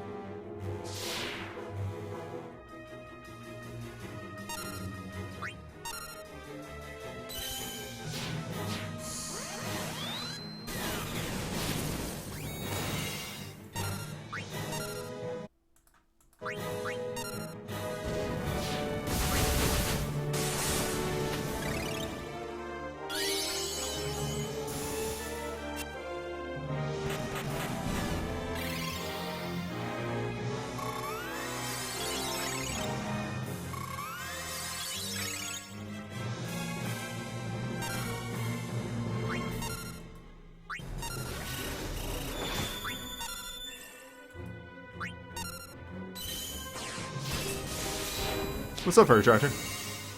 We're just wrapping up our third event of the night. Well, wrapping up. We're about halfway done.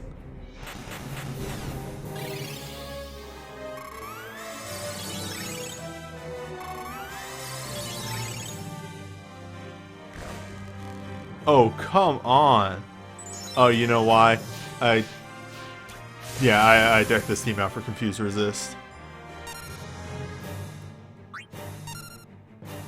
Let's be honest here, Confuse is way more of a problem.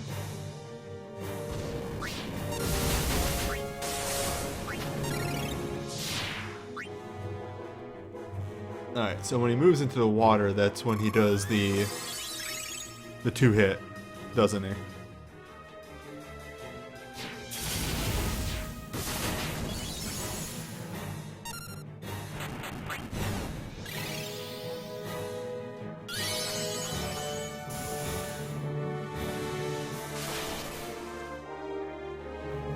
Ooh. That's scary. That could be a problem. Just a casual water attack up. Alright, here we go. Time for that Combat King.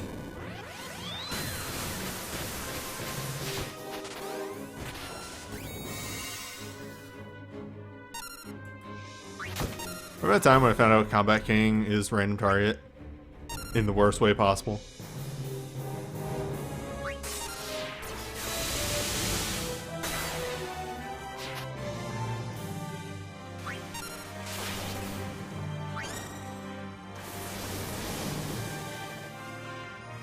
You need to calm down. Whoa. Well.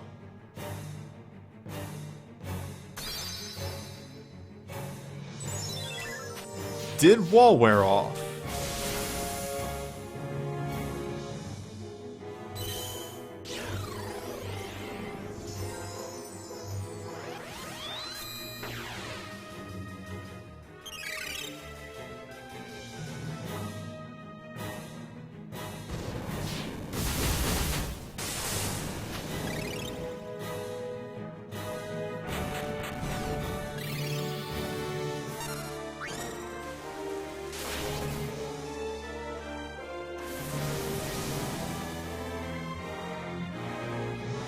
No. What was that version of that? Oh, magic down roll off.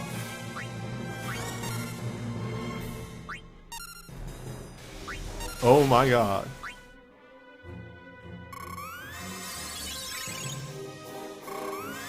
Maybe you're not 650 speed. This is entirely...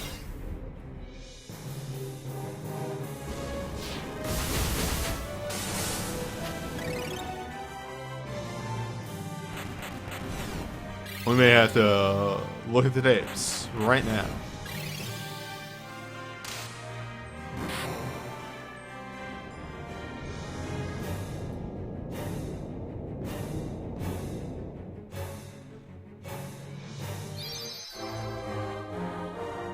Speed 625. No, you're just absolutely outrageous. That pace should be extremely fake.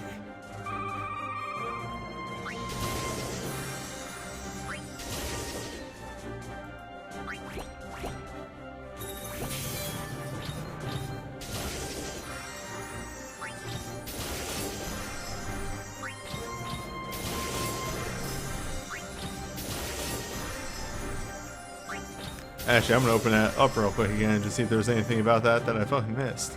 Hold up. Sorry. We're pausing for a second here. I'm vastly confused by what just happened there. Fourth term, and it is normal, it's just a lantern, when it's brought under switch to water. Or weak. Morning casting. Weak phase. Ultimate water rush on turn 1. Auto hit speed buff, 30%. Auto hit. Oh!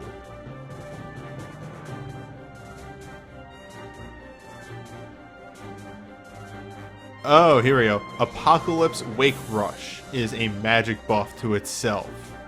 So on that third turn, it did Wake Rush, which was just a simple, you know, bump to me, damage-wise, and then it hit me with magic, and I exploded.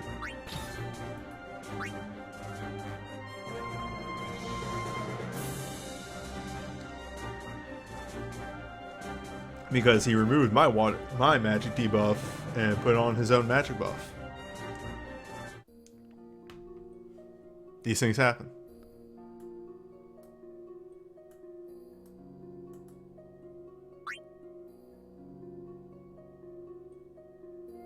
This is dumb, this name. Right here.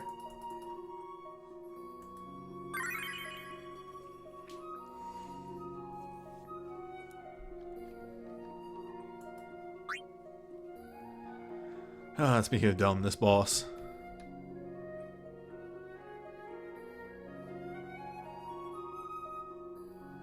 So I'm not gonna let the shoe drop just yet. We're gonna get into this fight and then do the fight. And then I'll let the shoe drop after.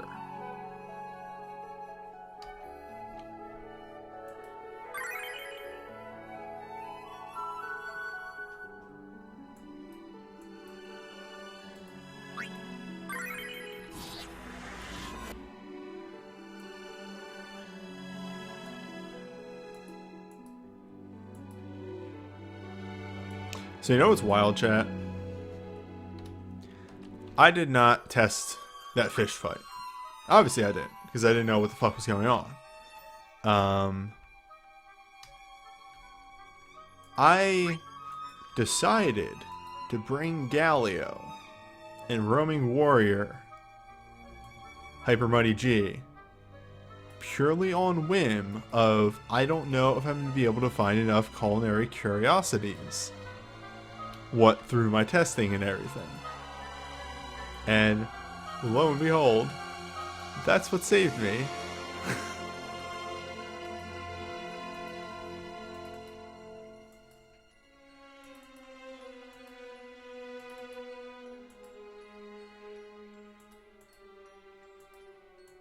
Alright.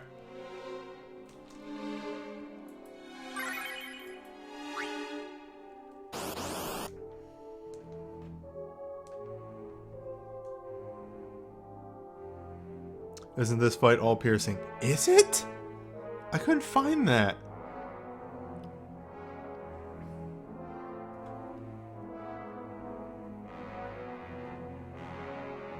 Please somebody find out if this fight is all piercing. That's gonna make my life way easier.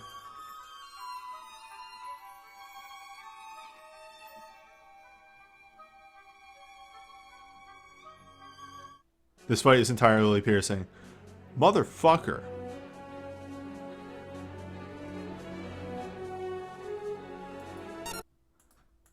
We're gonna look some things over.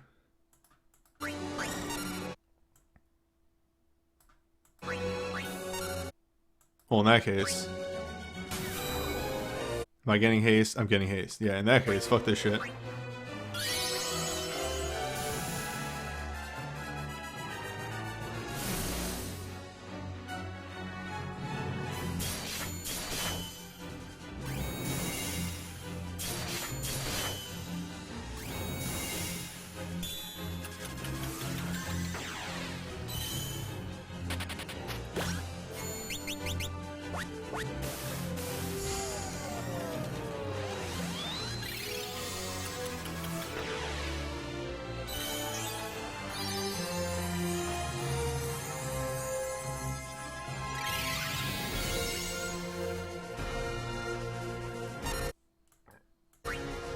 Excuse me.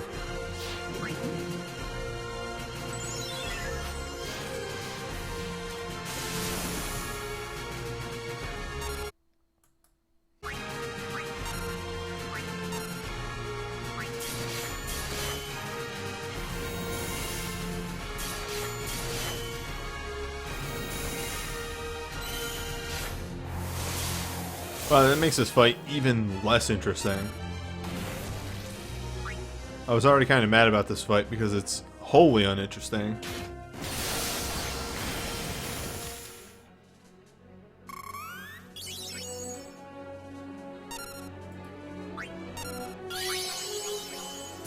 But then you tell me, actually,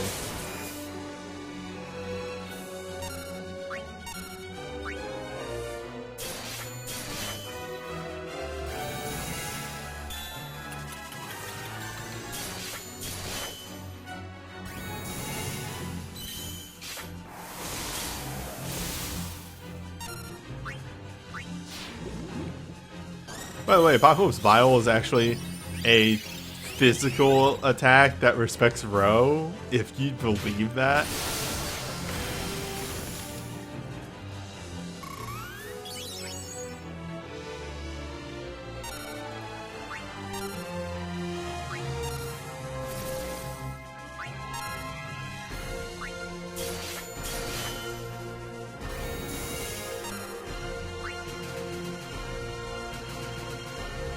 Man, welcome to the fight of zero strategy.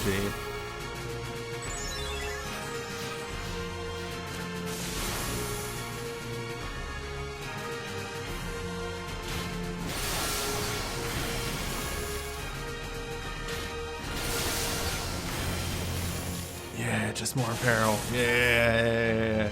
Also, please double cast. Oh, Deuce. Deuce, I'm dying. Deuce, my family.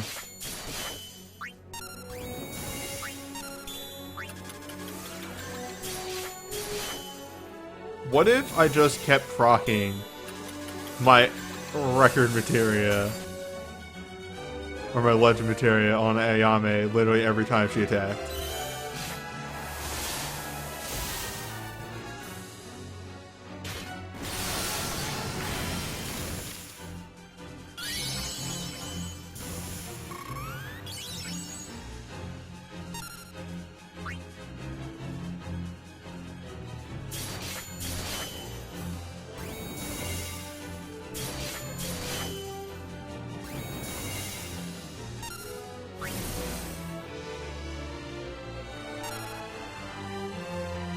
Sorry, my brain farted for a second there.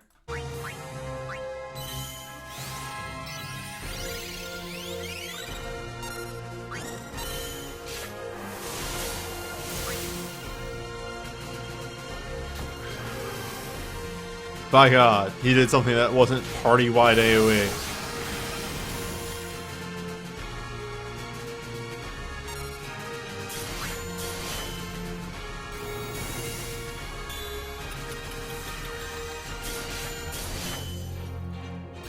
How many times did Ayame double cast over the course of this fight?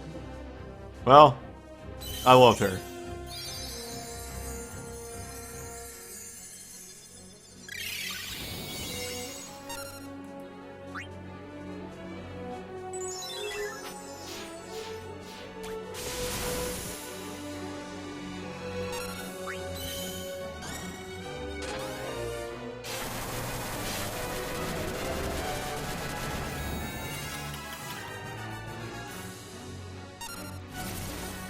Damn, I thought that would kill.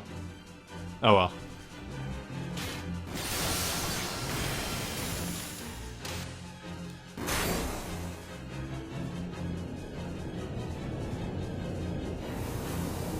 Man.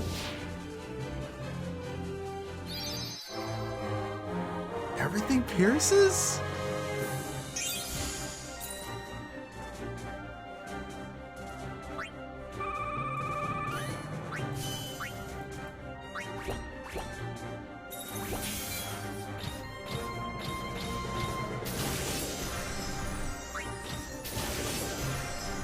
Moment. I did just have this open.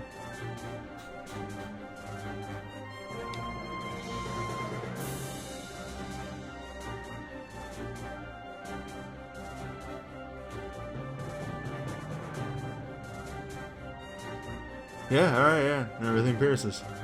Wild.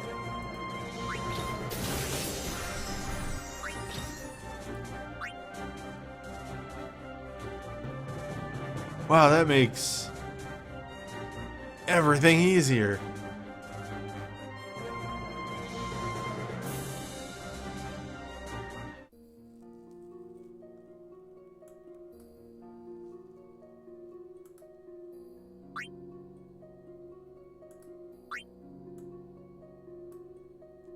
What the fuck? I missed this. I was tired.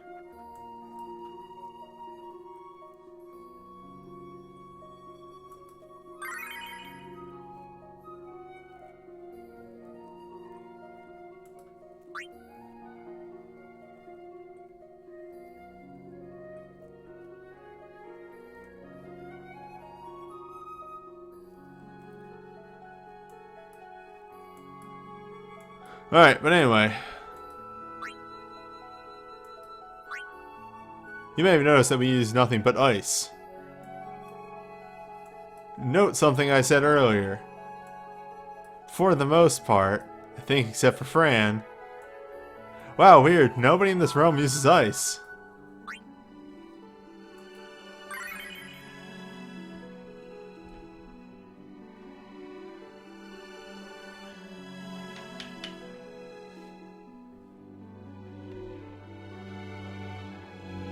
What if you had to force everybody to use an off element?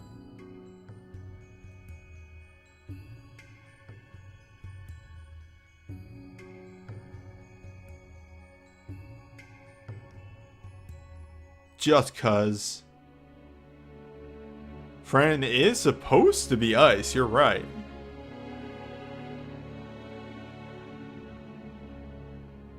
Doesn't mean that she actually is. And I think, yeah, your shit doesn't actually apply to that. Well, okay, there's one thing I need to change then.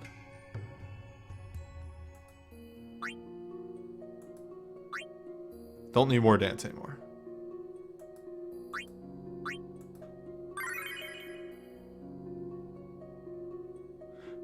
Wait, I did...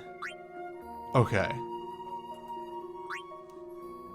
I had this thought process that somehow, beyond some belief, I had not upgraded that weapon yet. Mainly due to the fact that Fran doesn't do much damage in this fight. This is gonna be, not gonna lie, y'all. It's gonna be slightly not as bad, because I can Roaming Warrior a better buff. I have no buffs in Realm.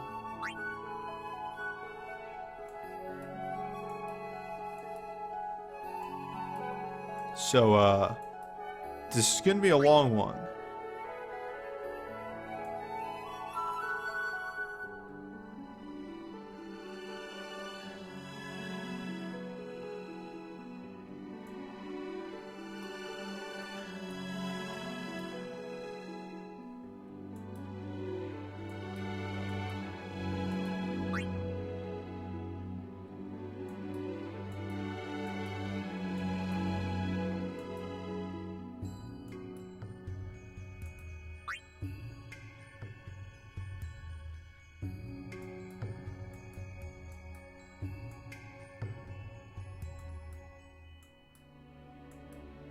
Where Onion Knight? Emerge. Onion Knight. Through the grass appears an Onion Knight. There we go. Man, remember when we had to do it the fucking hard way?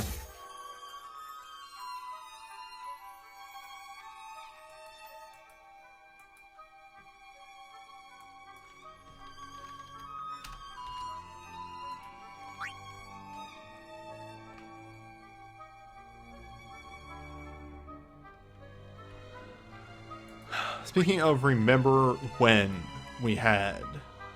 Remember when I had to ration stamina and make sure I had just enough before stepping into something that would actually roll over during the event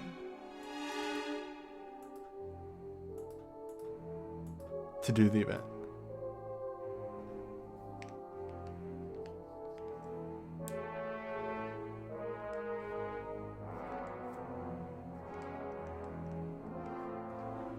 Okay.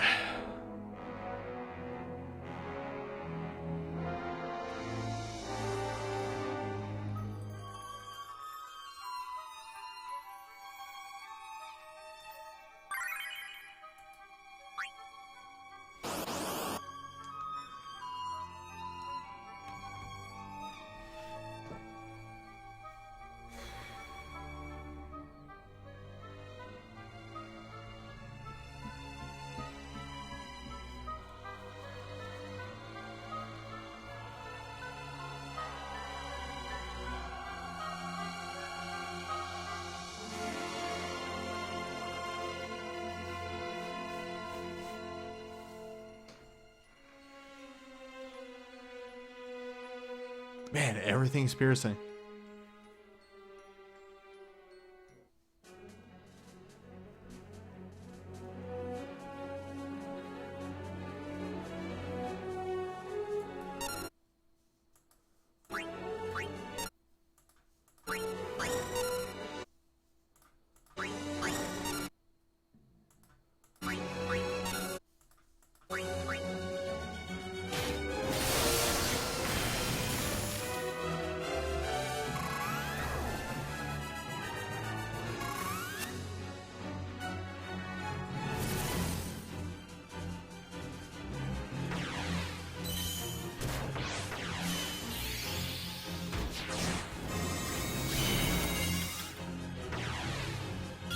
You feel like this party will pop off?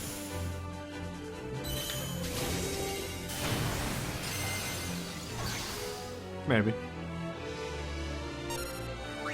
It should be a little bit better, like I said.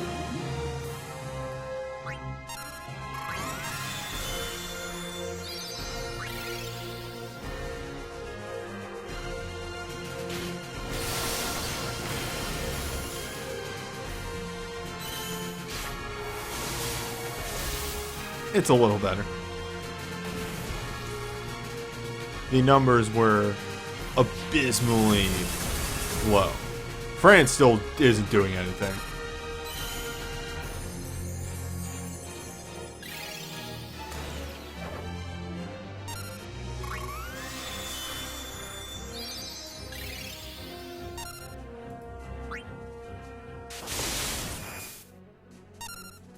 France here to boost the chain count.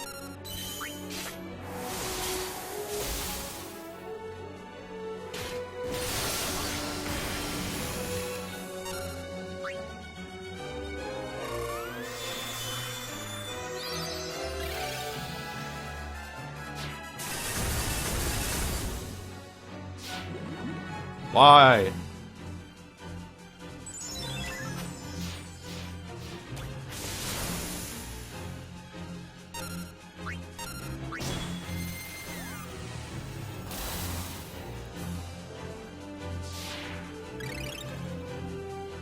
It's like the only thing I don't have a decent defense against.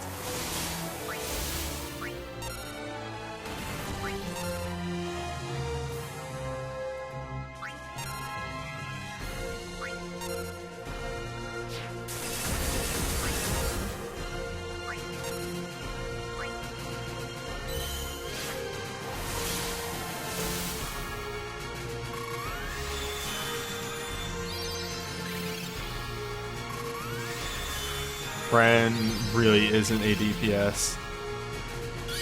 Like, her stats are just too low.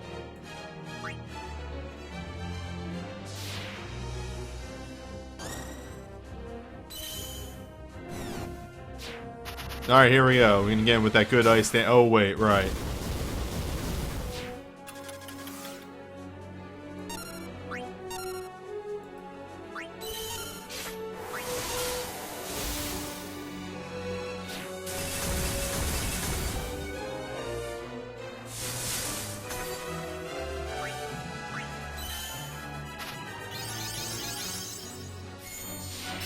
Yeah, like her attack is almost 200 below everyone else. But mind you, that might be due to the weapon that she has equipped, but... might also just be that her stats are bad.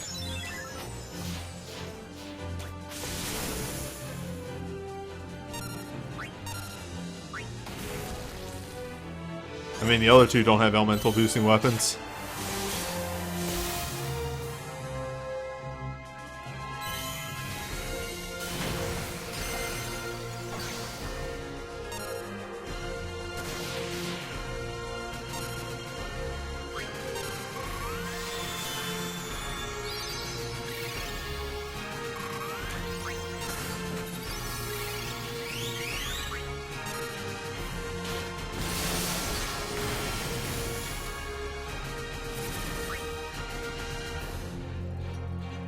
Oh man, this is so much faster actually, like legitimately. It's still taking a bit, and it's just because this is not an ice realm. There's no world where this is an ice realm. I get it, yeah, she kind of uses ice, I guess. Eh.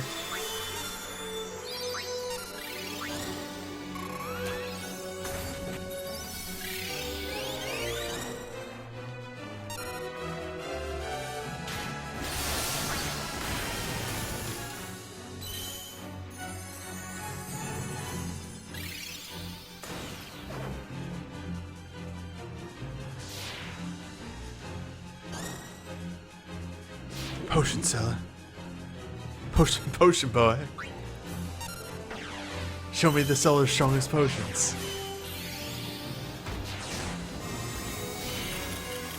Are you late? We're just wrapping up event 3. We one more after this.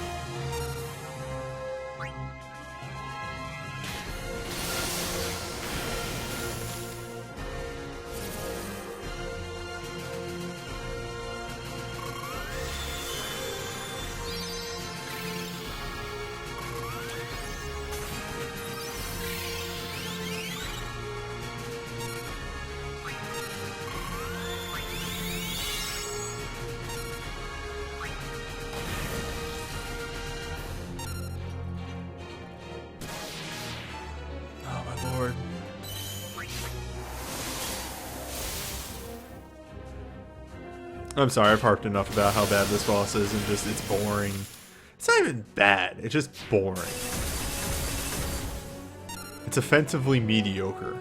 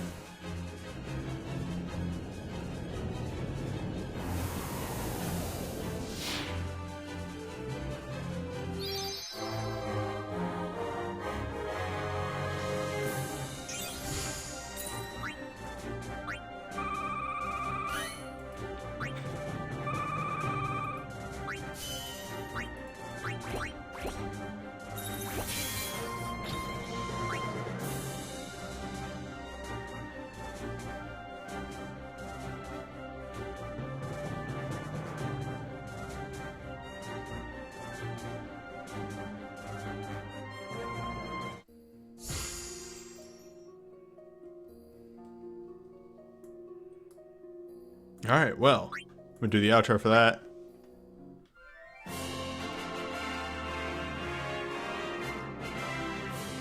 And then we'll jump into the final dream fight.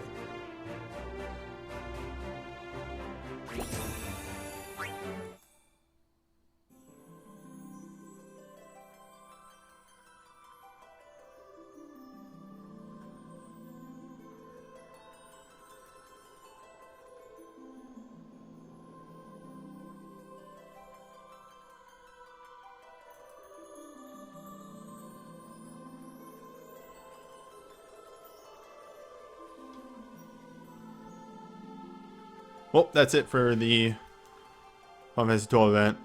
Next time, we'll be seeing the Black Chocobo request for water. A damper request, if I had to guess. So see you then. Alright.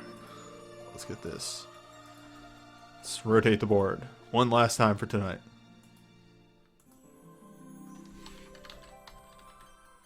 Oh, I haven't had to do this much Record Keeper content in one night in a long time.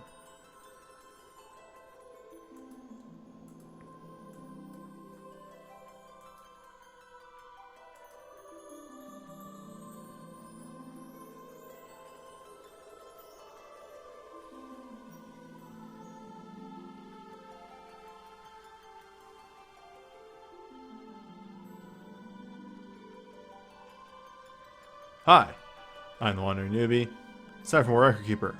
Today, we have, and I'm going to pronounce this, Edom. Which would be the FF12 Dream Fight. An interesting gimmick. I like what they did with this fight overall. So, jumping into that. The main thing is, for the most part, just damage. Like, damage and slowing you down, because what he does at the start is puts a 60-second doom on you that every time he uses one of the it's either Darka or Darkra, it's the AoE one, it takes 2 seconds off.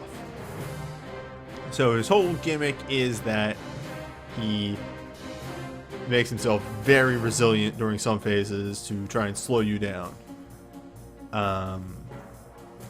Does also one time do a attack boost and one time do a magic boost, and then was very offensive physical or offensive magic during those phases, mattering on which one it is. So yeah, you want a base attack and magic down to deal with that. Yeah, overall it's an inoffensive one. His gravity is actually his scariest thing.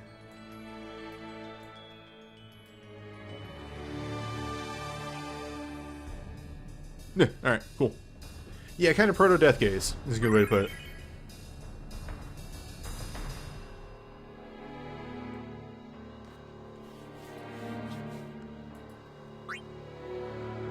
Alright, where did I put the first fucking party?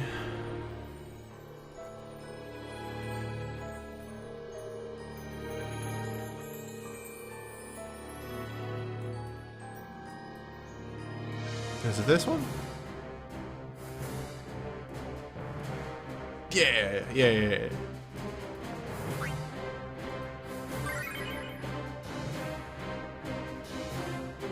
That's right, Vaughn's fire now. Also to note, literally no status effects in this one, except like sap. So just bring dark resistance.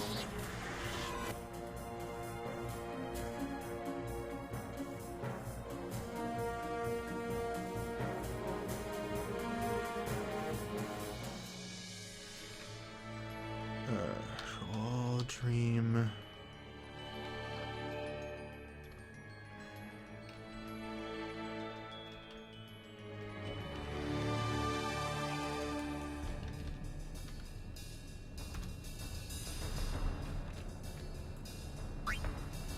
Oh, this is the wrong one. This is extremely the wrong fight. That one had a number on it. No. Very simple.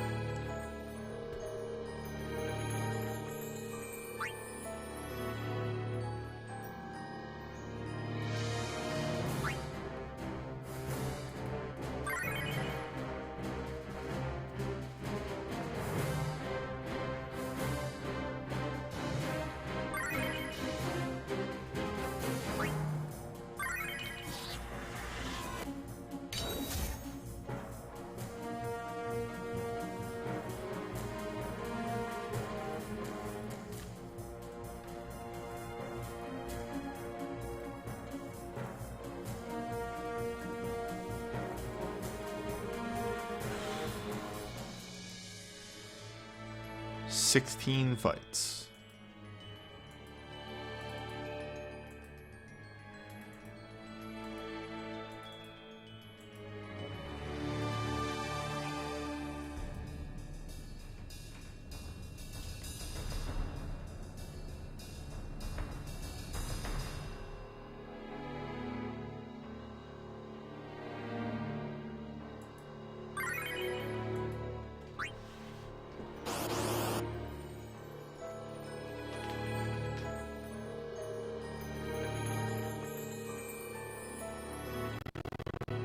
Whoa, yeah.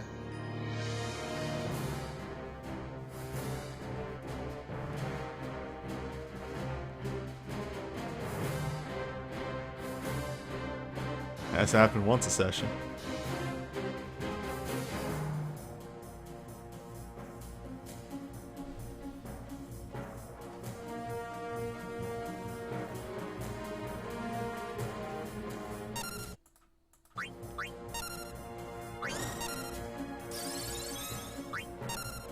Oh, right, that's the other thing that he does a lot.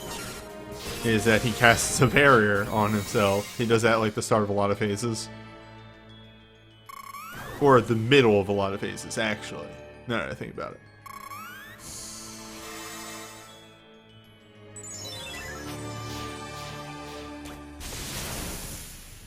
I could see this being a harder DPS check, yes, for sure. But I still think it's a better put together fight.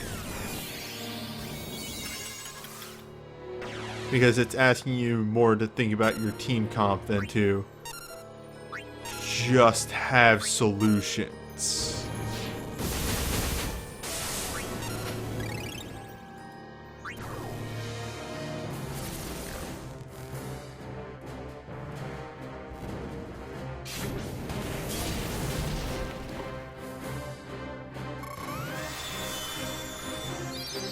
Also, his defenses seem to just be lower.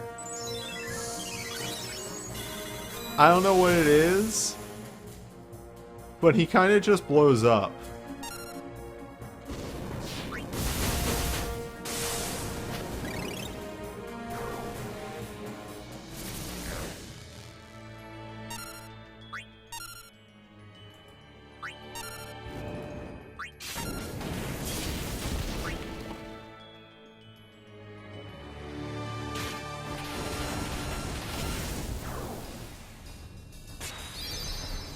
Faith.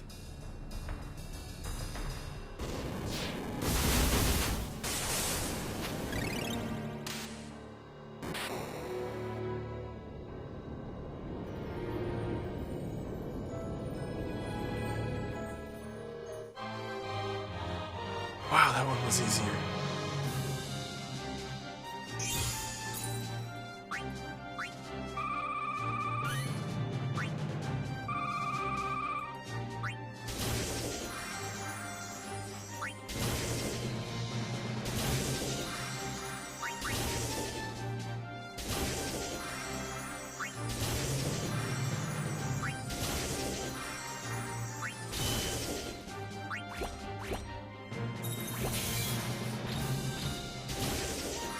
Oh god.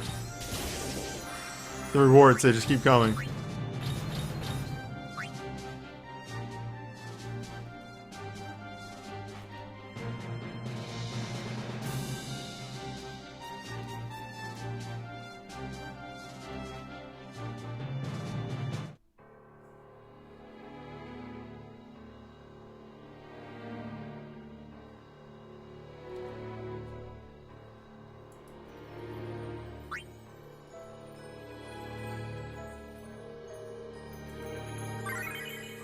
So, I think we sub out Pinello for Tyro, and I don't know if there's any other change on this step. I think the final step has another change. Mainly due to access to, you know, higher level soul breaks.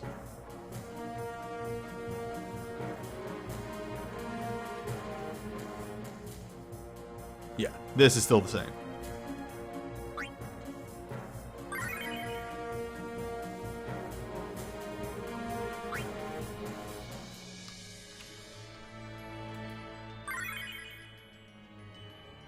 Same, but we need wall access.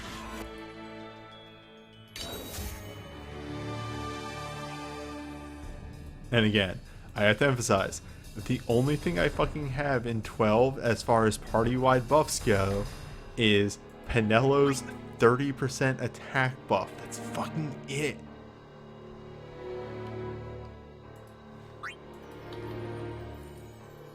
It's wild. I don't know how that fucking happened.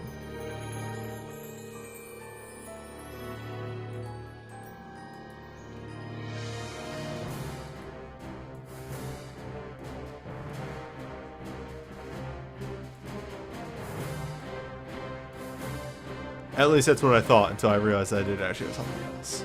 Which now that reminds me. That's what my swap out is. Okay. Nope, it's alright. I remember what the final party is. I remember what the difference is.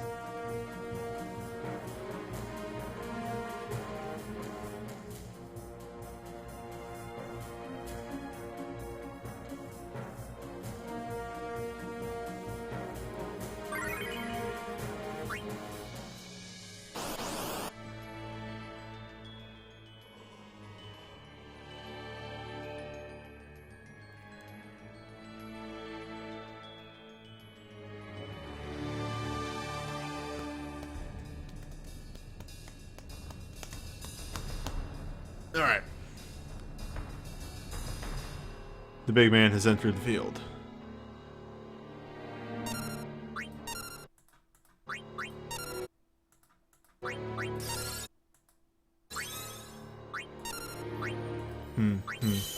This is fine. He casts Doom first anyway, right?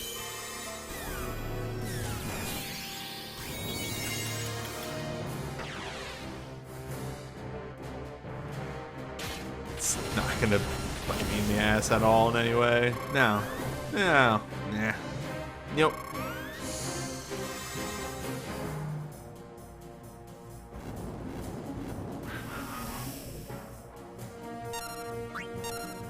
See? Perfectly fine.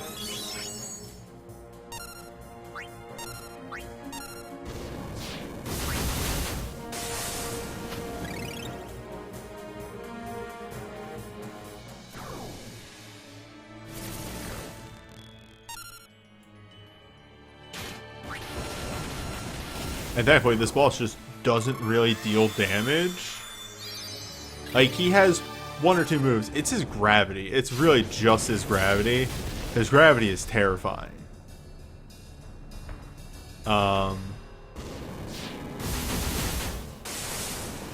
like I said, he has really low defenses.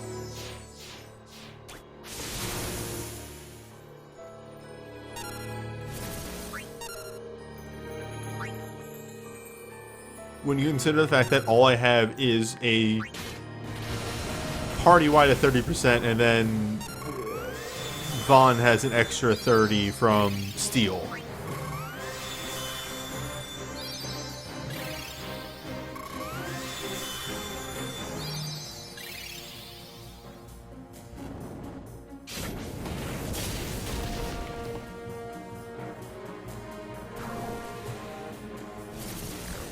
And then again, he just really doesn't deal damage.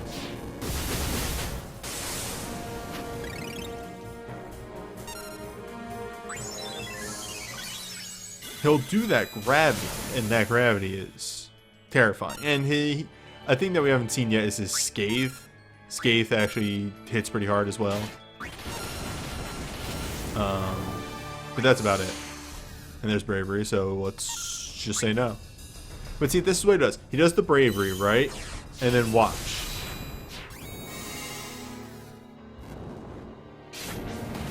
Or is he just going to move on to the next phase? He might just move on to the next phase. I'm DPSing hard enough.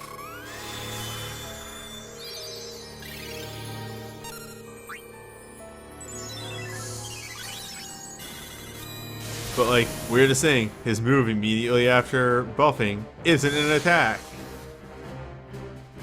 He does a defensive thing to slow you down. Because that's his gimmick. He tries to slow you down. Too bad I have Max and Peril up. I'm gonna hold action here because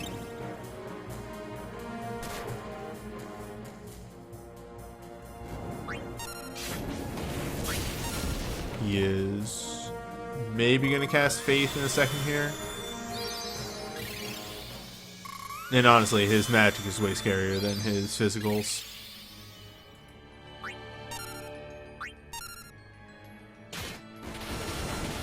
I've also been getting really lucky with Balthier's procs.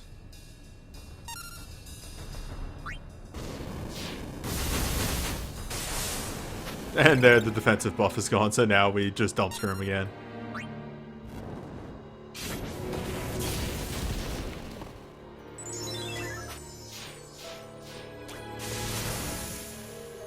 Can I finish this without having to recast the Roaming Warrior?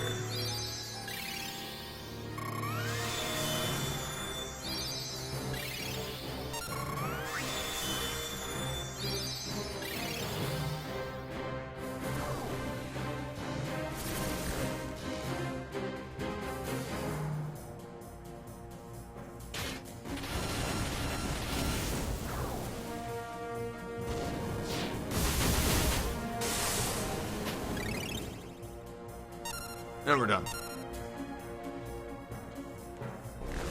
There it is. Yeah, that's how nasty the gravity is on this level. You can just imagine how bad it is on the highest difficulty.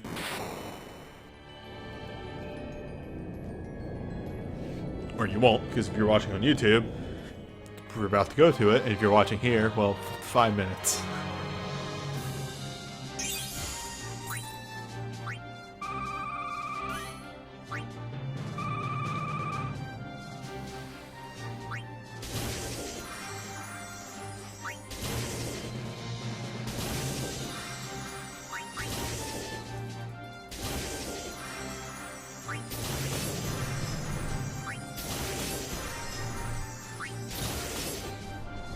Oh, give me the dex.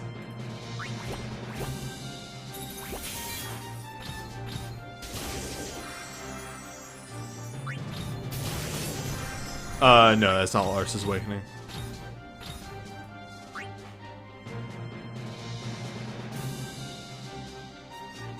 That's his USB 2, 3, 5. The one that I used earlier during the Ding Dong fight. The Dome Dragon.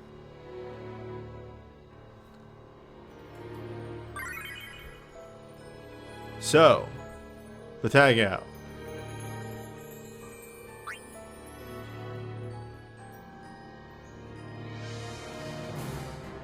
The only possible buff that I could have in Realm that I had forgotten because I didn't think of it as a buff. I have the Dark Chain on Cabranth. It's 50 attack.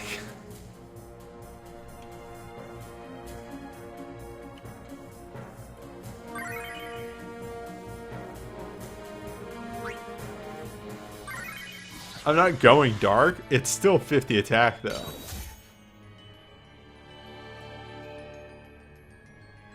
You may be saying, Newbie, how do you do damage? I mean, sure, your strategy did work for the other fights, but he big.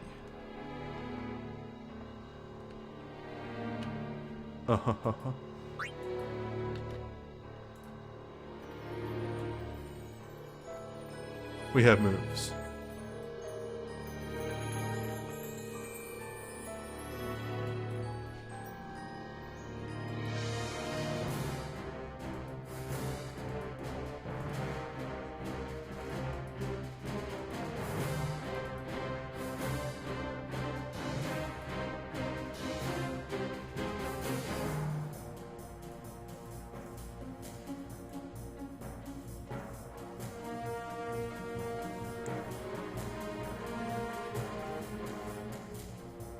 Oh, Cabranth's not going to be doing that much damage here. I'm sorry. But anyway.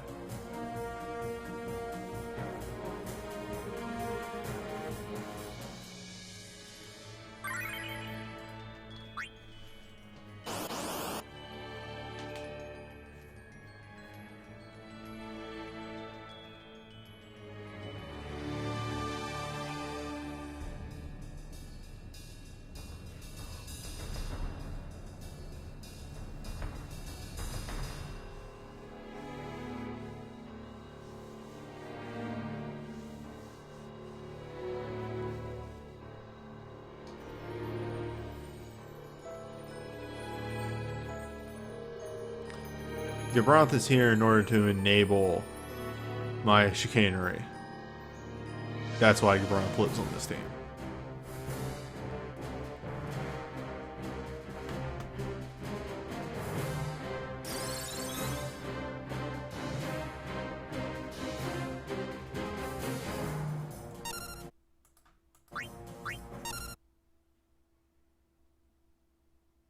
Yes.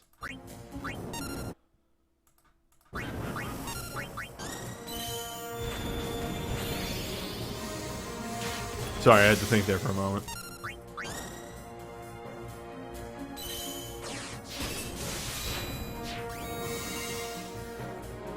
Now, I will admit, this setup is a slow roll.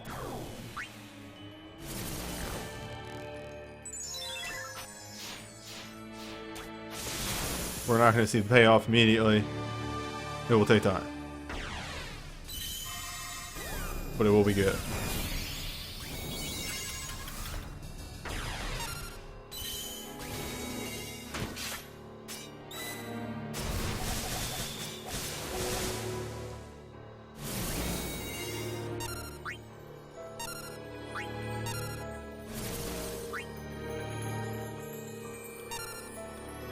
Look at the damage that he does. 590. compared to what Genesis was shitting out.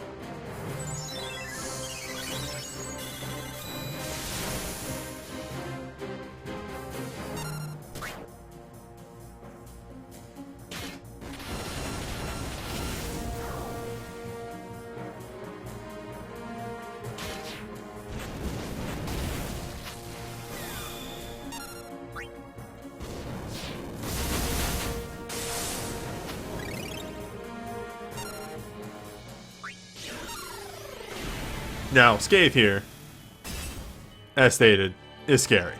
That's his big scary hit. It's that and the gravity. Don't sleep on either of those moves.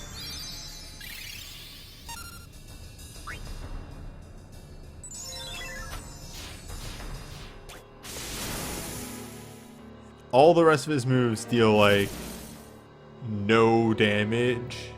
That's also because I'm wearing, you know, the big darkness resistance, because he doesn't do anything, so you just wear darkness resist. And Scathe is non-elemental, but again, it hits very hard compared to everything else.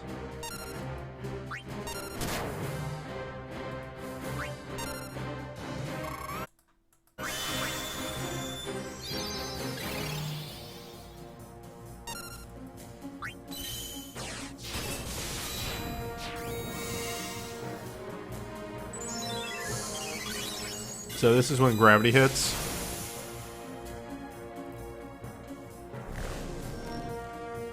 Luckily I'm prepared.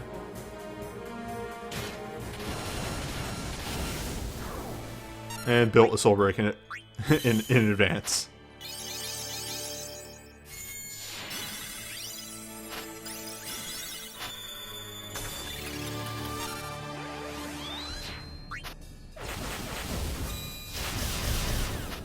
Yeah, Gabranth is helping a bit. I don't give him enough credit.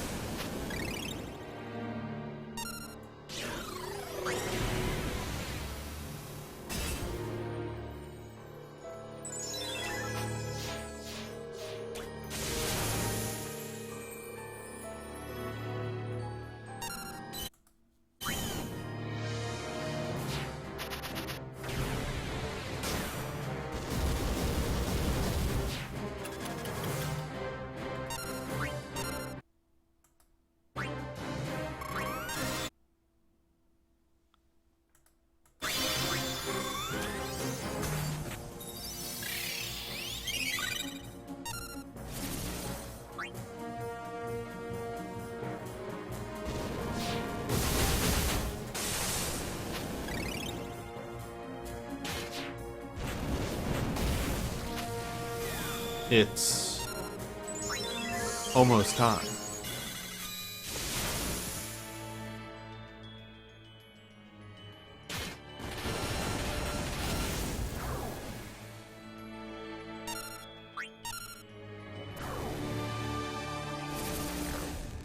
For the move. 2 bars.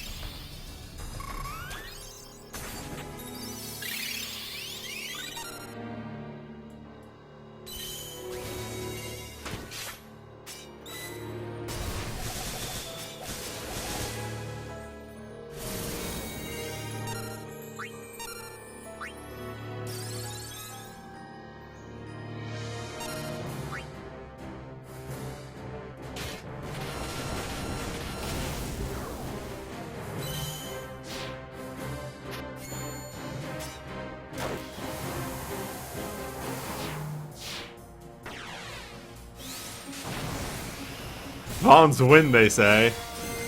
Me over here shouting from the top of the hill.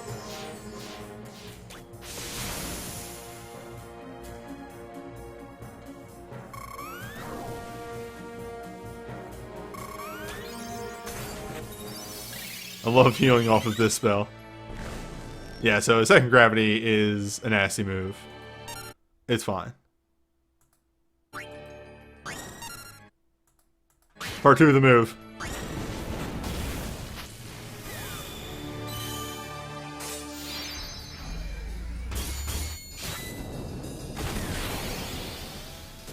Move engaged.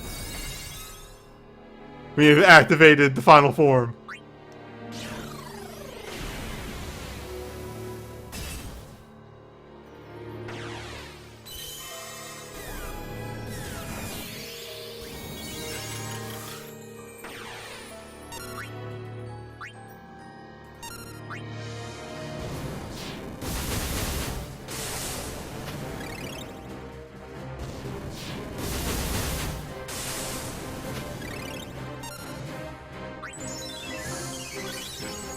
The move!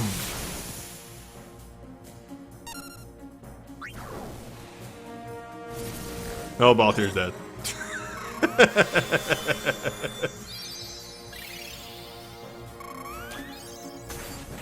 The move will have to survive on its own.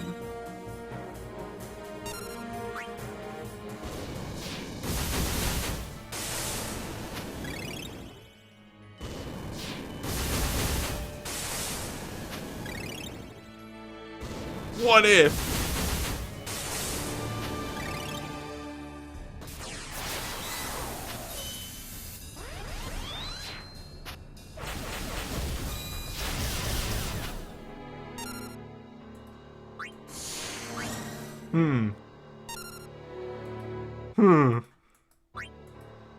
That could be a problem.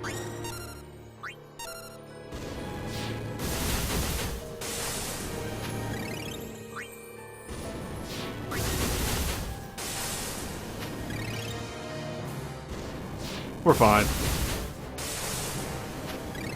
We have the move. Faith. Faith is here as well. Uh-oh.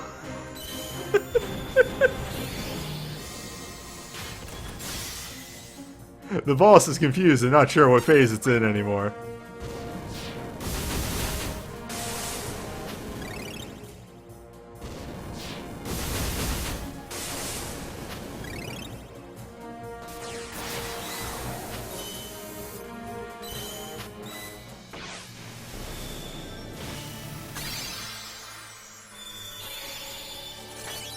The boss had exactly one turn in phase 3, one turn in phase 4. Dream Darkra. Big money, big prizes.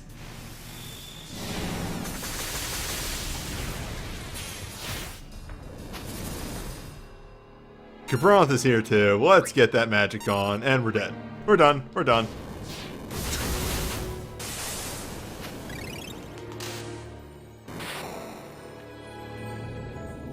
What is Vaughn's dive? Increase damage with daggers and increase damage the more debuffs the boss has.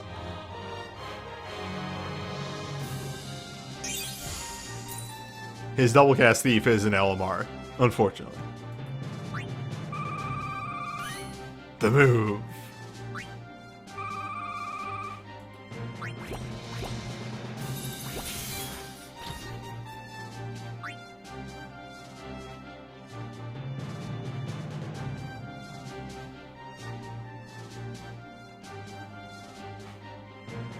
I had a moment prepping for this where,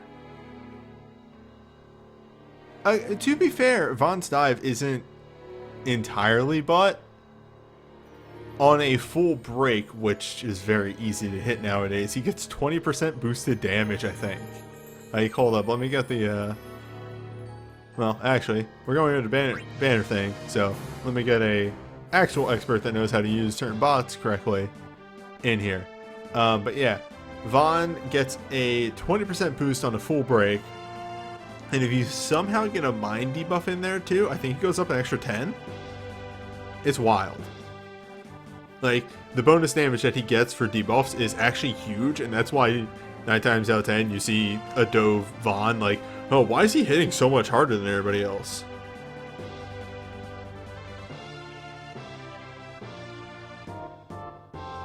It allows him to stay as a generalist. That's the big thing. Now, if he had double cast thief on the dive, that'd be way better. And also bonus damage with daggers is like exactly what he needs. Whoops, I hit the realm. Well, we're gonna be here for a bit because I hit Dream Relic Draw by accident, trying to scroll the screen.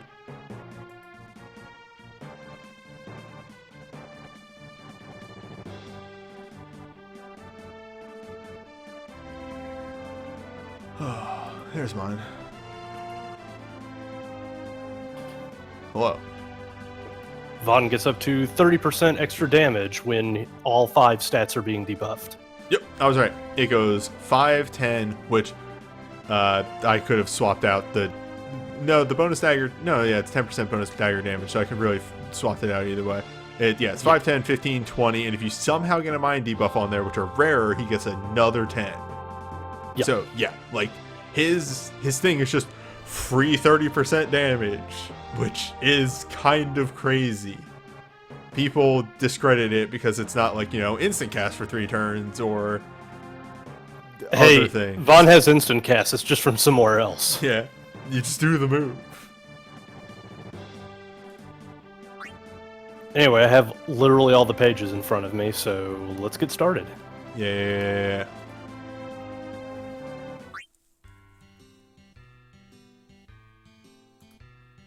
Oh, wait, hold up. I gotta load each fucking banner in. That's right. Alright. Sublime Doom. This is where I'm reminded that Yuffie has 2 awakenings. One is not out yet. Oh, that's right, because she gets... Earth. 5 range, water, earth, non-elemental. To one target, temporarily infuse the user with the power of water. Temporarily grant the user Woken Ninja mode. And cause every second ninja ability used by the user to trigger a fleeting instant. I want to say instinct, but instant. Dealing 6, 8, or 10 range, physical, water, earth, non-elemental. Number of attacks depends on the mirror image stacks. Yeah, so it's basically USB 2 style awakening for ninjas. Yeah. And awakening is in fact ninja, so it can be used with earth or dark. Yeah, it's solid. But the only problem is a lot of ninjas are in a weird place with which fight they have to go into, a la like, Phoenix. Yeah, because it's just like, okay, is this boss going to respect my blinks? Yeah. And the answer in recent times is more yes, but only because blinks are in this weird spot where it's like, we only want you to use them against off damage and not our big, scary hits. It's weird. Man, ninjas were like in a bad place because the blinks weren't worth it. And then they increased the hits, so then the blinks were worth it. And now they're in a bad place again because they're like, oh wait, ninjas got too strong. And they're just constantly, like, again, the go-go fight, weak to water. I'm like, alright, I'll bring a ninja, and he's just constantly turning off ninja blinks. I like ninjas on paper, but again, mattering on the fight that you go into, they might just turn it off. Their damage is so much more volatile, and it's really dependent on Dana's mood of the week. Exactly. Star Pulse for Aerith. Instantly restore a large amount of HP to all allies, raise any KO allies, reduce the delay of all allies' physical attacks for 3 turns, grant haste, and last stand. So it's literally just her USB, but with... Yeah, that's it's her USB 2, but with more of a univibe. Like, that's where I see a lot of healer awakenings go. They just want to have, like, the big enabler heal that's also a really good raise. Her LM2 can proc off Holy Wave, neat, because the Awoken mode gives her unlimited white magic abilities, reduce delay on casting them, and cause white magic abilities to trigger Holy Wave, restoring the amount of HP to damaged allies, automatically healing additional damage they take. The amount of HP restored depends on the triggering ability rank. So yeah, so instead of getting a Medica off of her white magic, she gets a bunch of HP stock instead, which is really good since it's been brought up in chat that her LM2, which already is a Medica proc off of white, combos with this. That means you're not like over-healing or doing any redundant healing. You're getting shit done, and you also have some saved for later. yeah, It's very, very good. it's super cool. I actually, again, a lot of the healer ones end up being pretty creative. I'm rude. Rufus Awakening. Recreant? I guess? Recreant? Sun? So does his USB debut on this banner? Like, okay.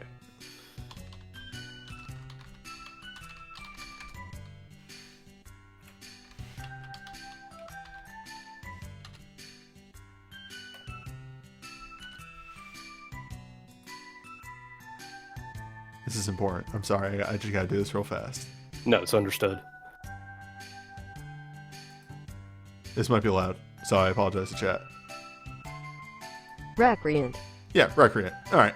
Just need to make sure. Haven't had that done in a while. Remember when I got Google Translate to pronounce the boss of Cape Westwind? Because I could not fucking figure out how to pronounce his name. Anyway. Deal 15 range, physical, dark, non-elemental to one target. Temporarily infuse user with the power of dark. Temporarily grant awaken dark.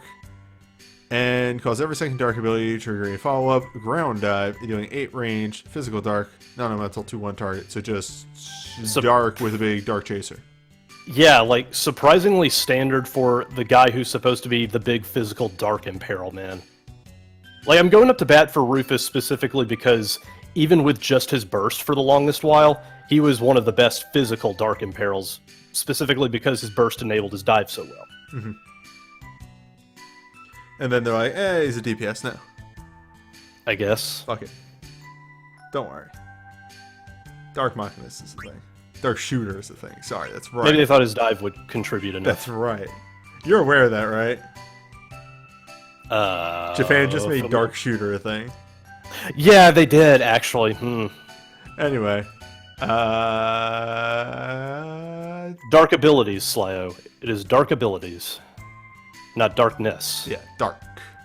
Which is the whole reason I think it slide that Dark Shooter in there. Deal 15 physical earth, non-elemental, temporarily infused with the user with the power of earth, temporarily grant awoken monk mode, and cause every third monk ability to trigger the follow-up ability Gaia Crusher.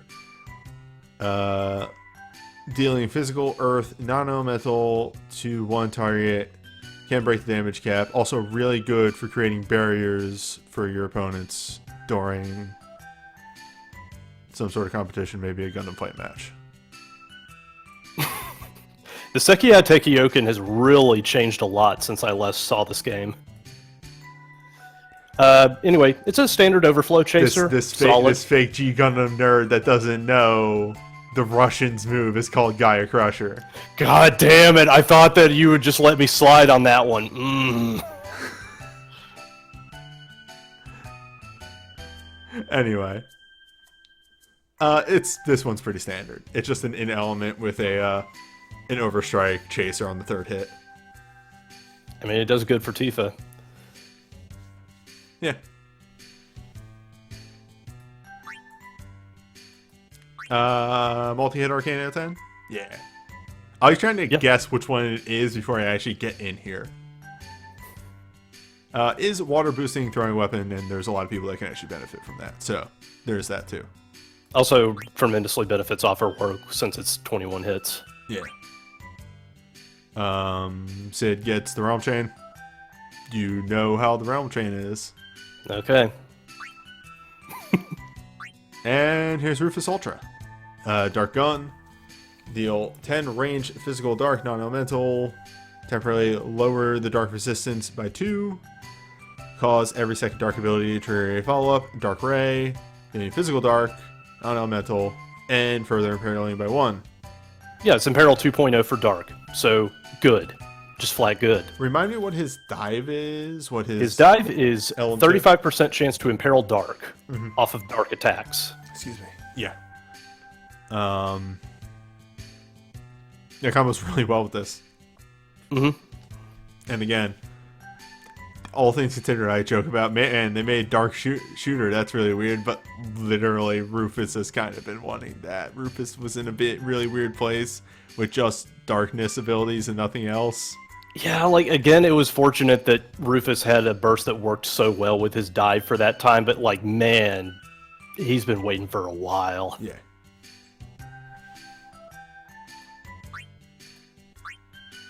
Alright. Rude's Chain Grand Spark, dealing 10 physical magic earth, because I think, yeah, Rude's one of those split characters. Attacks to one target, temporarily infuse the user with the power of earth, temporarily reduce the user's actions, and cause every third earth ability they use to grant all allies a stone skin 30%. This one's a little weird just because I honestly believe that it's undervalued. Like, every third Earth ability is hurting it a little bit too much. Stun Skin's a bit more reactive these days since it will shrug off a hit. Yep. Yeah, it should have been every 2. I would say that would make it way more viable. But I think even without that, there is a spot for him on Earth teams. I think, like, this is the factor of I don't know what the numbers on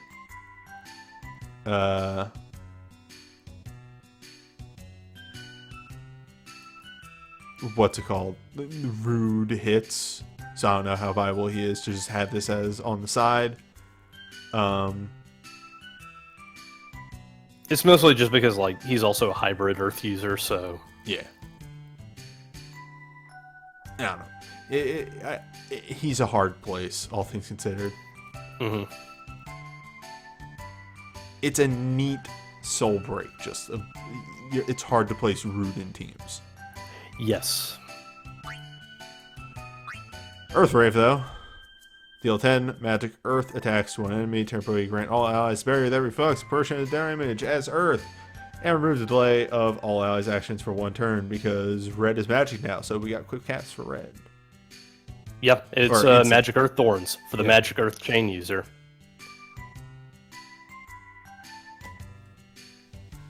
Mm-hmm. Just solid because Thorns are great with Chain. Yep. Alright, 6-star Glints. Refreshing Breeze. Instant Protect Shell Haste. Yeah. Solid. Yep. Just great. Good. Yes. Yep. Normal Glint, Reign of Terror is a magic break. Damage, magic breakdown, and a dispel. This one's a bit interesting because it's just like, well, sometimes you have a boss that has the 1 buff, and that's it, just to make you waste a slot on Dispel. What if you didn't have to waste a slot on Dispel, though? Does Lakshmi do buffs? Trying to remember. Like, I remember her doing a whole bunch of debuffs if you weren't fast enough on the draw.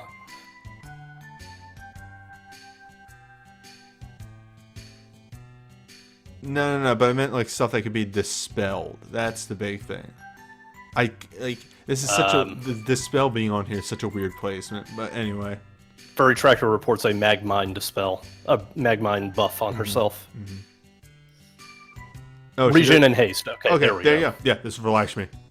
Free. That's what this is for. But again, it's also just like for those bosses that have the 1 buff that make you bring Dispel. Huh, weird. Almost like you fought a ton of those in the 12 event. Lord. Double cast Dark. Yeah. Double cast start. Good. Double cast Monk. Also completely solid. And begin hasted and remove delay because he has the Realm Chain. Yeah. Which I don't hate this, but okay, never mind. He also has Shout. That's right. He has Rocket Shout.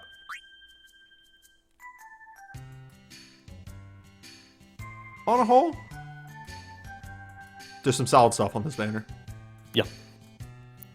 Like, I think the weird black sheep here is, I hate to say it, but it's Rude. They did Rude dirty. They did. There was no reason Rude should ever have been a hybrid character, and they did it because he cast magic in the game. That's literally yeah. it. It's weird. Like Elena got out better than he did. Yeah. They did Rude dirty. Hybrid characters only survive on their utility. It's also that weird thing where FF7 is not allowed to have pure mages. That all have to be hybrids because of materia. Yep. Trying to think if there is one pure mage, and it's Eris technically. Technically, yeah.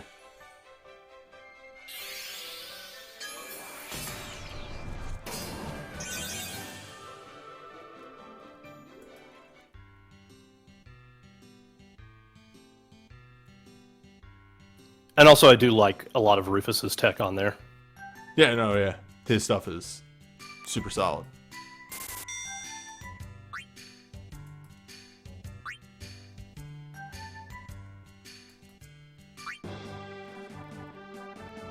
Alright. 7, Banner 2, and the introduction of 211. Investigate 211. Because the second banners 9 times out of 10 were just not as good as the first banner and had a lot of recurring items on them, you now get 2 guaranteed items. That's really nice. It's a good way to get people more interested in pulling Banner 2 if they need. Yeah, it's really smart. Is it supposed to be like Chthonian Blast? I guess. Yeah, Chthonian Blaze. Yeah, okay. Anyway, deal 15 range physical magic, fire, temporarily infuse user to power fire, temporarily grant awoken fire mode, and enter beast mode. And his beast mode is his Trance. Trance, yeah. Just boosts all his stats by 20% and boosts his casting speed by 2. Fair. Very similar to Terra. Very similar to Terra, but also because Vincent is a damn good fire hybrid. Mm-hmm. It's one of the hybrids that actually made out with it. Proud Heritage for Zach. 15 physical wind. Temporarily increase crit hit damage of all allies. Temporarily grant awoken wind mode. And cause every third wind ability to trigger follow-up hard blast, which is 6 physical wind on elemental to one target, and imperil 1. Because he's always had this imperil thing going on. Yeah. He's always been the Imperiler because he's always been the support to Cloud, that's the thing. And this is one of his very few in-win sources.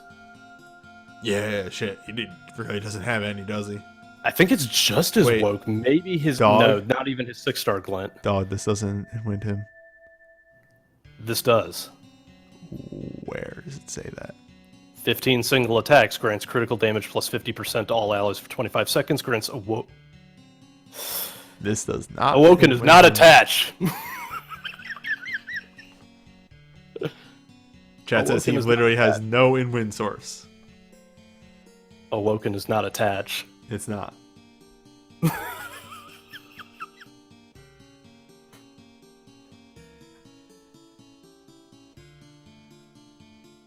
Arf. But yeah, this is solid for 5-star Magicite. In pretty much any win-based fight. Outside of that.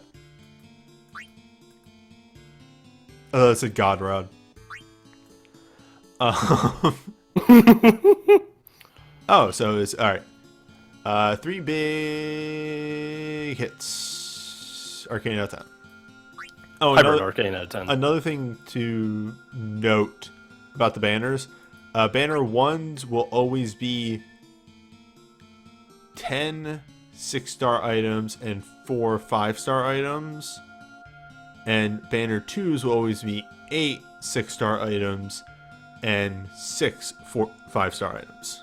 Primarily because actual Aztec is now on discos, and all you have left for 5 stars are LMRs. And glints, I guess. Yes. Anyway, Vincent has the magic fire chain. That he does. He can also run physical fire just because Machinus is that damn good. Correct. Pyramid Pinnacle. Deal 10 range physical or magic lightning to one enemy. Temporarily infuse the user's power lightning. Temporarily increase the damage of the user's Machinus and black magic abilities a moderate amount. And grant Brave. This is an Overstrike type Brave that is hybrid based off of lightning abilities. Yeah, it hits really hard, especially considering he has both Enlightening and also the 30% buff on both classes. It's extremely good.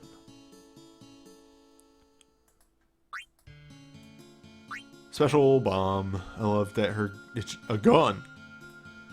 All of her weapons. Temporarily raise attack of all allies and resistance 30%. Set their crit hit chance 50%. Grant them haste. Temporarily cause every second fire ability to trigger a follow-up Turk pistol, lowering fire by 1. I really love this one because instead of just, damage, which you can just sort of get anywhere, It's just a really strong buff to the entire party while also doing the Imperil thing. Yeah. A lot of these like follow-up Imperil things are generally like damage and stuff on top of it, and then you get this Imperil as an aside, but she is purely support. And if I want to tag somebody into being Imperiler, I want them to be supporting the DPS. Yeah, like there's definitely a time and place for soul break damage, but also there's a lot to be said about just really good buff entries. Angel got tech. Angel got tech. Angel's tech is really interesting. It's wild. So 10 physical holy wind to one enemy, temporarily set the user's crit hit chance to 100%. Grant all allies a barrier that reduces the damage from up to 2 attacks by a large amount, and grant them Regenga. So yeah, this is 50% damage reduction barrier. And Regenga. And Regenga. This is... Now, mind you, Regenga not on a healer, so it's not going to last as long. I was about to say, this is probably one of the only sources of Regenga that is not on a healer, which is very, very helpful for just those weird off teams. And this also means that he can bring some Knight stuff to win teams that normally don't get to have that. Like, Knight usually is all about giving the entire party a bunch of shields and heals and things like that. And a win team can definitely benefit from those as well. Yeah. Yeah, that's the thing. His Regenga will take like once, maybe twice, but hey, it's not nothing. I want to say that he gets like a little bit of upswing on his mind just because he's a knight. But maybe. Yeah. Zach Glint. Is this a 6-star? This is a 6-star, yeah. Instantly deal 6 wind damage, temporarily lower wind resistance by 2. I love this. Yep. Just an instant really barrel is fantastic, yeah. Yeah, Sly09 mentions Paladin Swords. You can fix that. Some of them have mind on them. That's true, that's true, that's true. Vincent's Glint is an Empowered Infusion for Fire with 6 hits. Yeah. It's a good tempo glint. Mm-hmm. Envious Thunder is grant all allies a barrier that negates damage for 30%, so Stone Skin 30, and temporarily raise resistance 100%. I really like the direction they took with Angeal, because it means that not only is he able to perform all these defensive moves in Knight, like, again, you can bring that tech to Wind, which normally doesn't get to have it. Is the angle that you... That he's a really supportive Knight. That they did anything?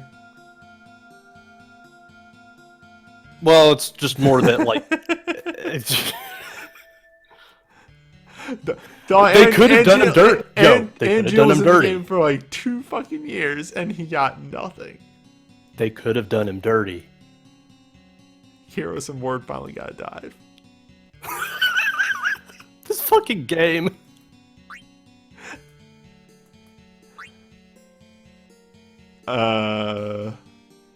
Beastly Aspect for Vincent. Reduce the delay of the user's actions for 3 turns at the start of the fight. He's a magic chain user, and he's just got good tech all around. Mm-hmm.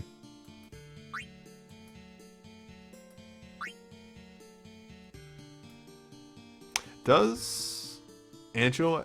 Angel has Spellblade, right? Angel has Spellblade 6, yes. Yeah, there you go. There's his win tech. Zach, double cast win. Good. Yeah. Angel gets double small chance for offensive wind abilities or holy abilities to trigger twice. Yeah, his dive is a trance. It's the same as Sephiroth's, except it's double casting speed instead of triple casting speed, and it's a minus defense, I want to say, on that plus 50% attack.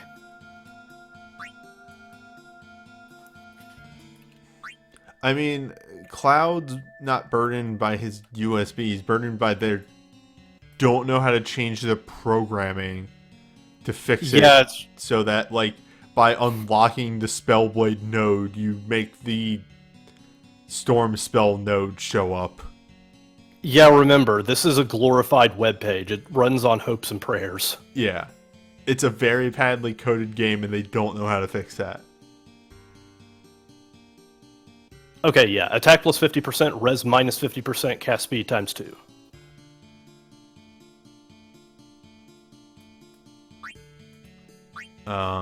Anyway, sharpshooter double cast for Elena. I don't like this too much because she's better as a machinist. Yeah, like that's very specific.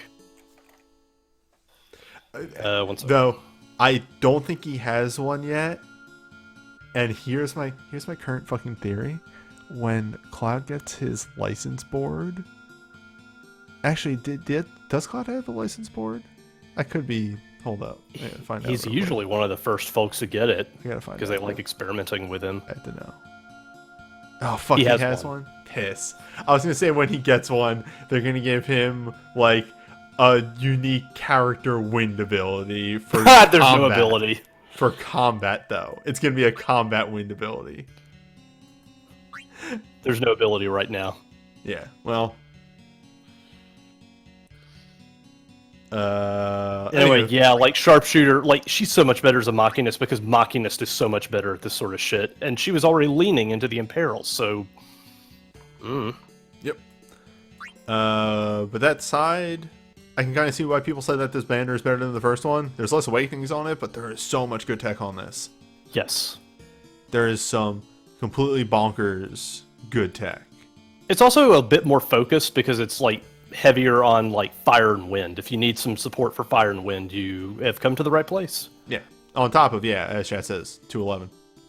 211, yeah. Investigate it.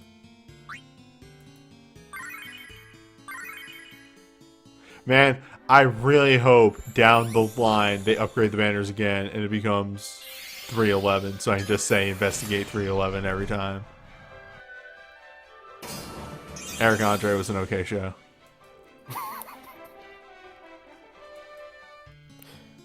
Six-star Magicite enters the room and starts roaring and moving his desk around, and he's like, I am no longer a fan of this bit. Man, fuck. Do I have to make another Eric Andre edit with Record Keeper? Yeah, just have Titan as the bear. Alright,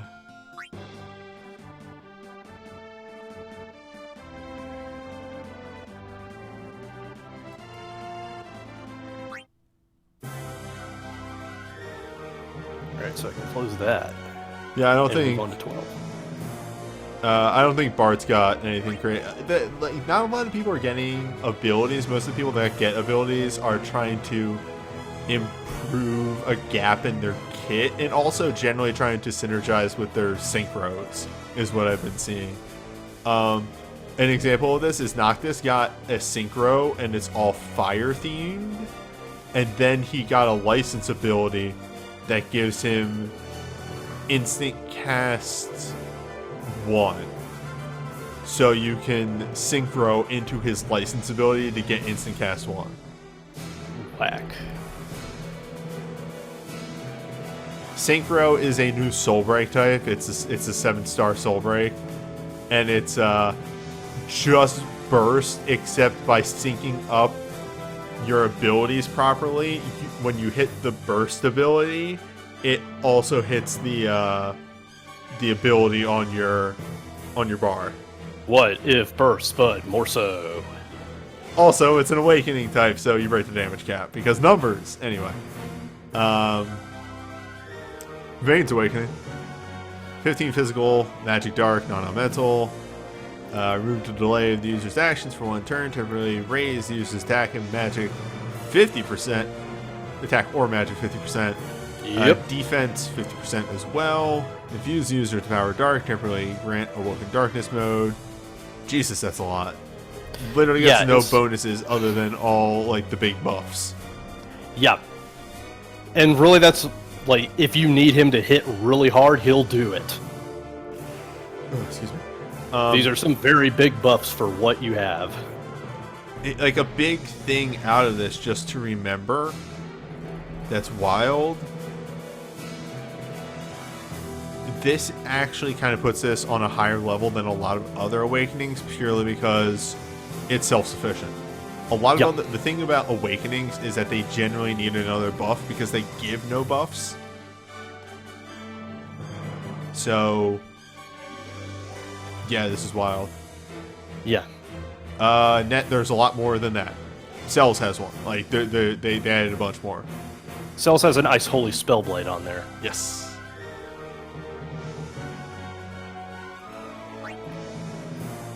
Joyous. Instantly restore a large amount of HP to all allies, raise any KO'd allies, last stand haste, a barrier that Astra, okay, and cast Asuna. So his gimmick, as well as that other stuff. Yeah, this is his USB 2 in Awakening form. Okay, Awoken Potion is reduced delay of user's white magic based on the rank of the ability, cause users white magic abilities to trigger a follow-up custom potion, which is 1,500 to all allies and an Asuna. Yep. Yeah. It's just his USB 2, but with a Yuna raise twist, and it's an Awakening.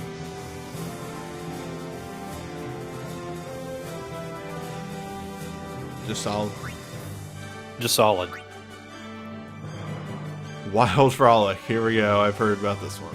Deal 15 range physical, ice, lightning, non-elemental to one enemy, temporarily fuse user with the power of ice, temporarily grant awoken ice mode, and cause every second ability to trigger a follow-up via a shot. Thanks, Record Keeper. Okay, Viera Shot is 4 single range attacks, causes a defense, resistance, and mind crush for 8 seconds, and it's a dispel. Fuck yeah. This one has legs. Alright. The dispel is just gravy. That's still a reactionary thing, but the crush is... love that. Why did they add lightning? Because some of her early soul breaks were lightning. Up until they decided they need to assign one person or one element to each person, Fran kept swapping back and forth between ice and lightning. Which was fucked because she had sharpshooter, not machinist. Yep. Yeah, it also overwrites Soldier High Stakes, so put another one on the pile for silver bullets. Soaring Spirits. Oh, God. One moment. Yeah, take a drink. Though I will also say, by the way, the Chaser after 2 ice attacks, if the boss is buffing itself enough times, then the Dispel every other turn is welcome. Yeah. 20 massive physical. So, 20 big hits. Hybrid. Dark. Yep. Good. Chain. Balthier. Realm. You know the deal. Moving on. Relentless Drive. Deal 10 physical or magic. Dark. To one enemy. Temporarily fuse user to power of dark. Remove the delay from the user's action. Remove the delay from the actions of all allies for 1 turn and grant Brave mode. It is an Overstrike type Brave, based off of Darkness abilities. Yeah.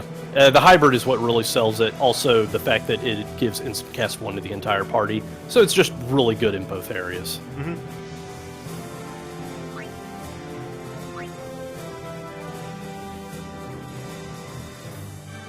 Instantly restore a large amount of HP to all allies, reduce the delay of their actions for 2 turns, temporarily cause the user's white magic or support abilities to trigger a follow-up prodigious stratagem, restoring 1k HP and casting a Zoom. Small Brain, Astra, Galaxy Brain, recovering from status ailments every turn. Oh no, I was paralyzed. Healers hit with status effect. That's my only thing that I don't like about this. He should like self-Astra. Yeah, probably. Aside from that, great, perfect. It deals with a lot of problems. Main issue is that the shit that bosses do that are party wide does not stop against as though, but an Astra would. That's the other thing. Like, that's preemptive strategizing. Like, generally, this would be at its best when you're dealing with a boss that targets specific slots with specific status ailments. So it's just like, oh, well, I don't have to care. I'll put them in a free slot and then deal with it. Yeah. Hunting crossbow, Spartial Fang. Deal 10 range, physical ice and lightning. Random enemies briefly lower their attack, magic, and defense a very large amount, so that's crush. And remove the delay from their actions for 1 turn. Yeah, just smack them with an instant crush. Level 3 raw right in their fucking face. You don't care if they're blocking. 6 Dark Glint. Instantly deal 6 physical or magic dark. Thereby grant power infusion dark. And that's it. Yeah, solid. Just solid. Sneaky surprise attack at the start of the round. Alabaster Path. Protect Shell Haste. Yep. Yep. Small chance for white magic abilities to restore a small amount of HP to all allies. These are always fantastic. Yeah. He has double cast white on dive already, so this is just gravy for him. Begin the battle temporarily infused with ice. She's ice now. Yep. That's fine. Small chance for sharpshooter and Machinist abilities to trigger twice. Yes. I think she got 6-star Machinist by this point. Yes. Well, Okay. yes. If she Yes. just has Machinist, you can dive her. Begin the battle temporarily infused with the power of dark. Still good. Yeah. And that's it. Dark Ice with a spot of healing. Also, Balthier's here. Balthier exists. It's okay. Yeah. I kind of like the tech that's on this banner.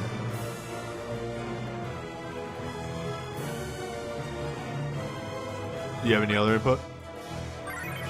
Just that the original translation called it the leading man, but I guess they didn't want to waste a gem like that on a piece of shit like a realm chain. But also, it works all too well. Like, there's no better spot than the realm chain. For the leading man. Yeah.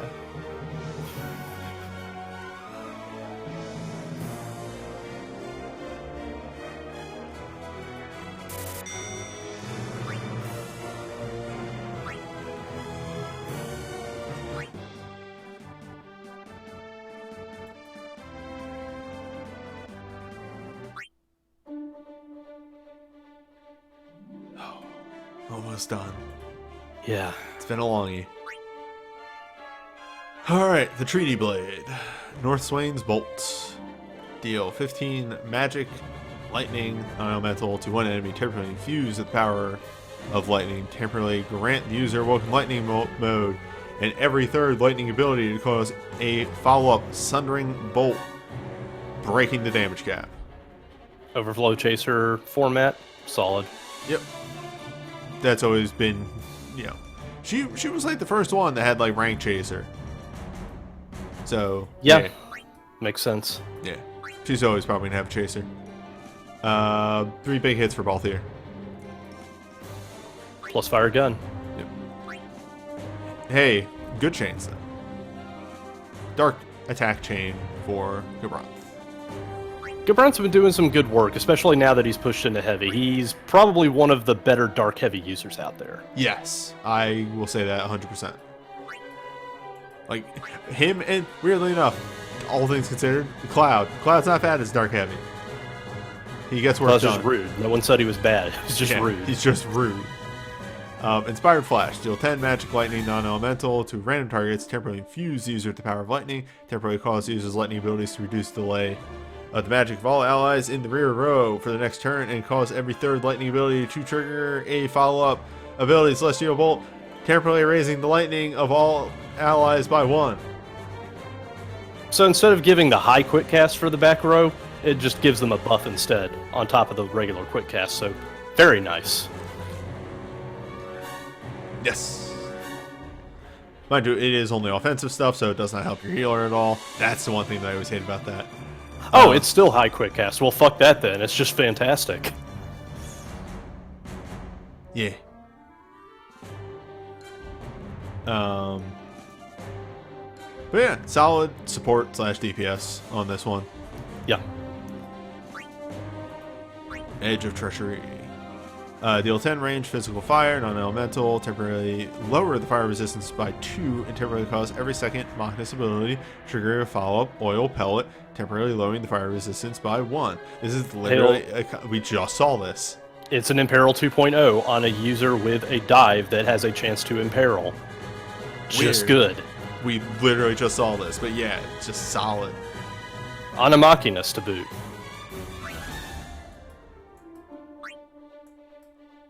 Son of Dalmasca is an oldie but a goodie. It is Shout with Lightning Thorns. Lightning Thorns is good, and Shout is always there for you. Mm-hmm.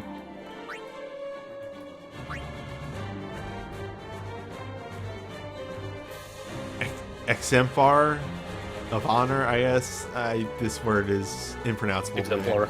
Exemplar. It's Hyper Mighty G. Yeah, it's Hyper Mighty G. I was trying to think of the word. But yeah, Hyper Mighty G. Out of 10. Still great. Still good. Yep. Excuse me. Frost Purge. Deal 10 range physical dark attacks to one enemy. Temporarily infuse users with the power of dark. Temporarily grant 1 additional rank of heavy charge when you gain a rank of heavy charge and enter Brave mode.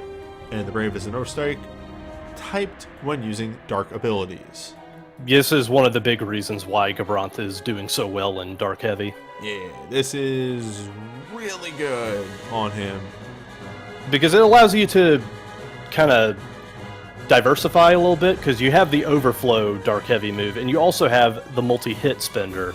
So you can just double up on overstrikes, or you can just splash into the 8-hit and use this instead. Yep. Alright, Elmar. It's nothing but him on here. Small chance for lightning abilities to deal 3 magic lightning non-elemental and heal 1,500 to an ally. Really cool. Yeah, it's a neat bit of utility on her kit.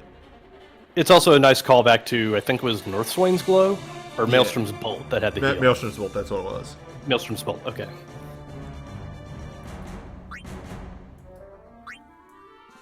Double cast Machinus for Balthier, which is like, he desperately kind of needs this. Yeah. Begin in fire for Balthier. It's good. Mm-hmm. Double cast Dark for Gabranth. It's also solid. Oh wait, is the Elmar leading man? Did I miss that? Yeah, there he is. That's why they couldn't do it. Leading man was there we go. the Elmar. Fuck. Blown up. Speaking of which, where's Pinello? Where is Pinello? Oh, they... Okay, never mind. No wonder I was just going back and forth on this. I think they just, I think somebody in chat yeah, said that they massively edited the spanner. Yeah, they replaced Pinello with Rex. Fuck. Small chance to restore a minor amount of HP to one ally, proportional to the max when using spell blades.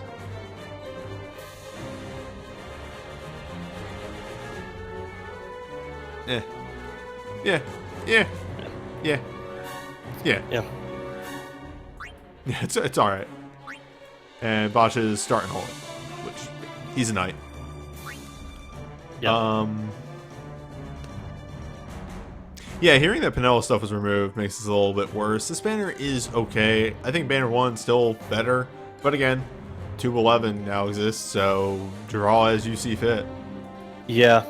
It honestly puts me a little bit on edge that they can just do that now. They'll probably only do it on banner 2s. Okay. I'd bet. But yeah.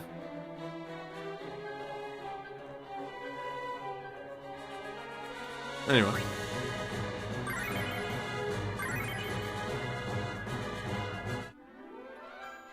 I mean, I can definitely see them doing this as sort of a counter to Global has 6 months to decide and save. But what if? What if?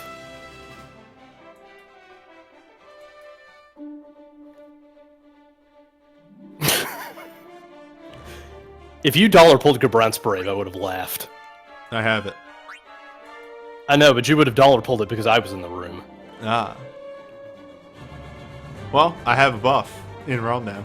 I have You two buffs do. in realm now. Mm-hmm. Actually, would have made the dream even that much easier because I could have had somebody doing fire abilities. Yeah, you were kind of strapped for buffs, if I'm not mistaken. It was just Evanescence that you had? No, it was... It was Gabranth and War Dance. Yeah. Okay, yeah. Hold up. There's realm chains though. There's realm banners. Because I have the memory of a goldfish and cannot remember. Have we done 7? We have done 7. Have we done 12?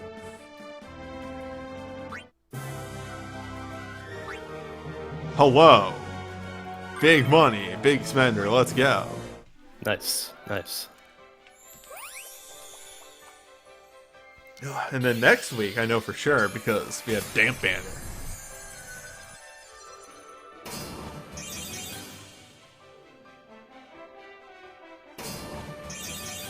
I don't even know what I would want from here. It's weird. My 12 isn't fantastic, but I just don't even know, like... It's again, I feel like 12 and 7 are both these realms. I'm like, I don't know.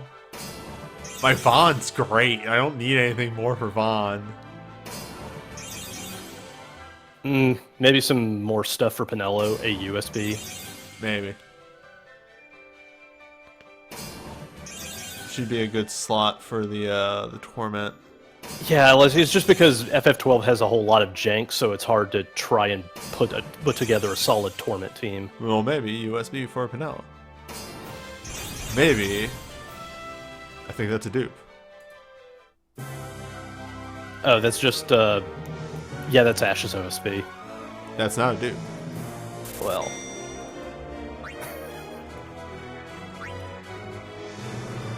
There it is, you know it, you love it. It's plus 10 magic, baby.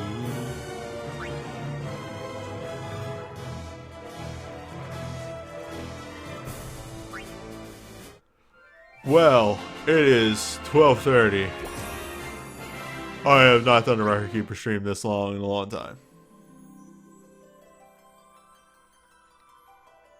That's it. That's just how I'm ending this YouTube video. That's the trick.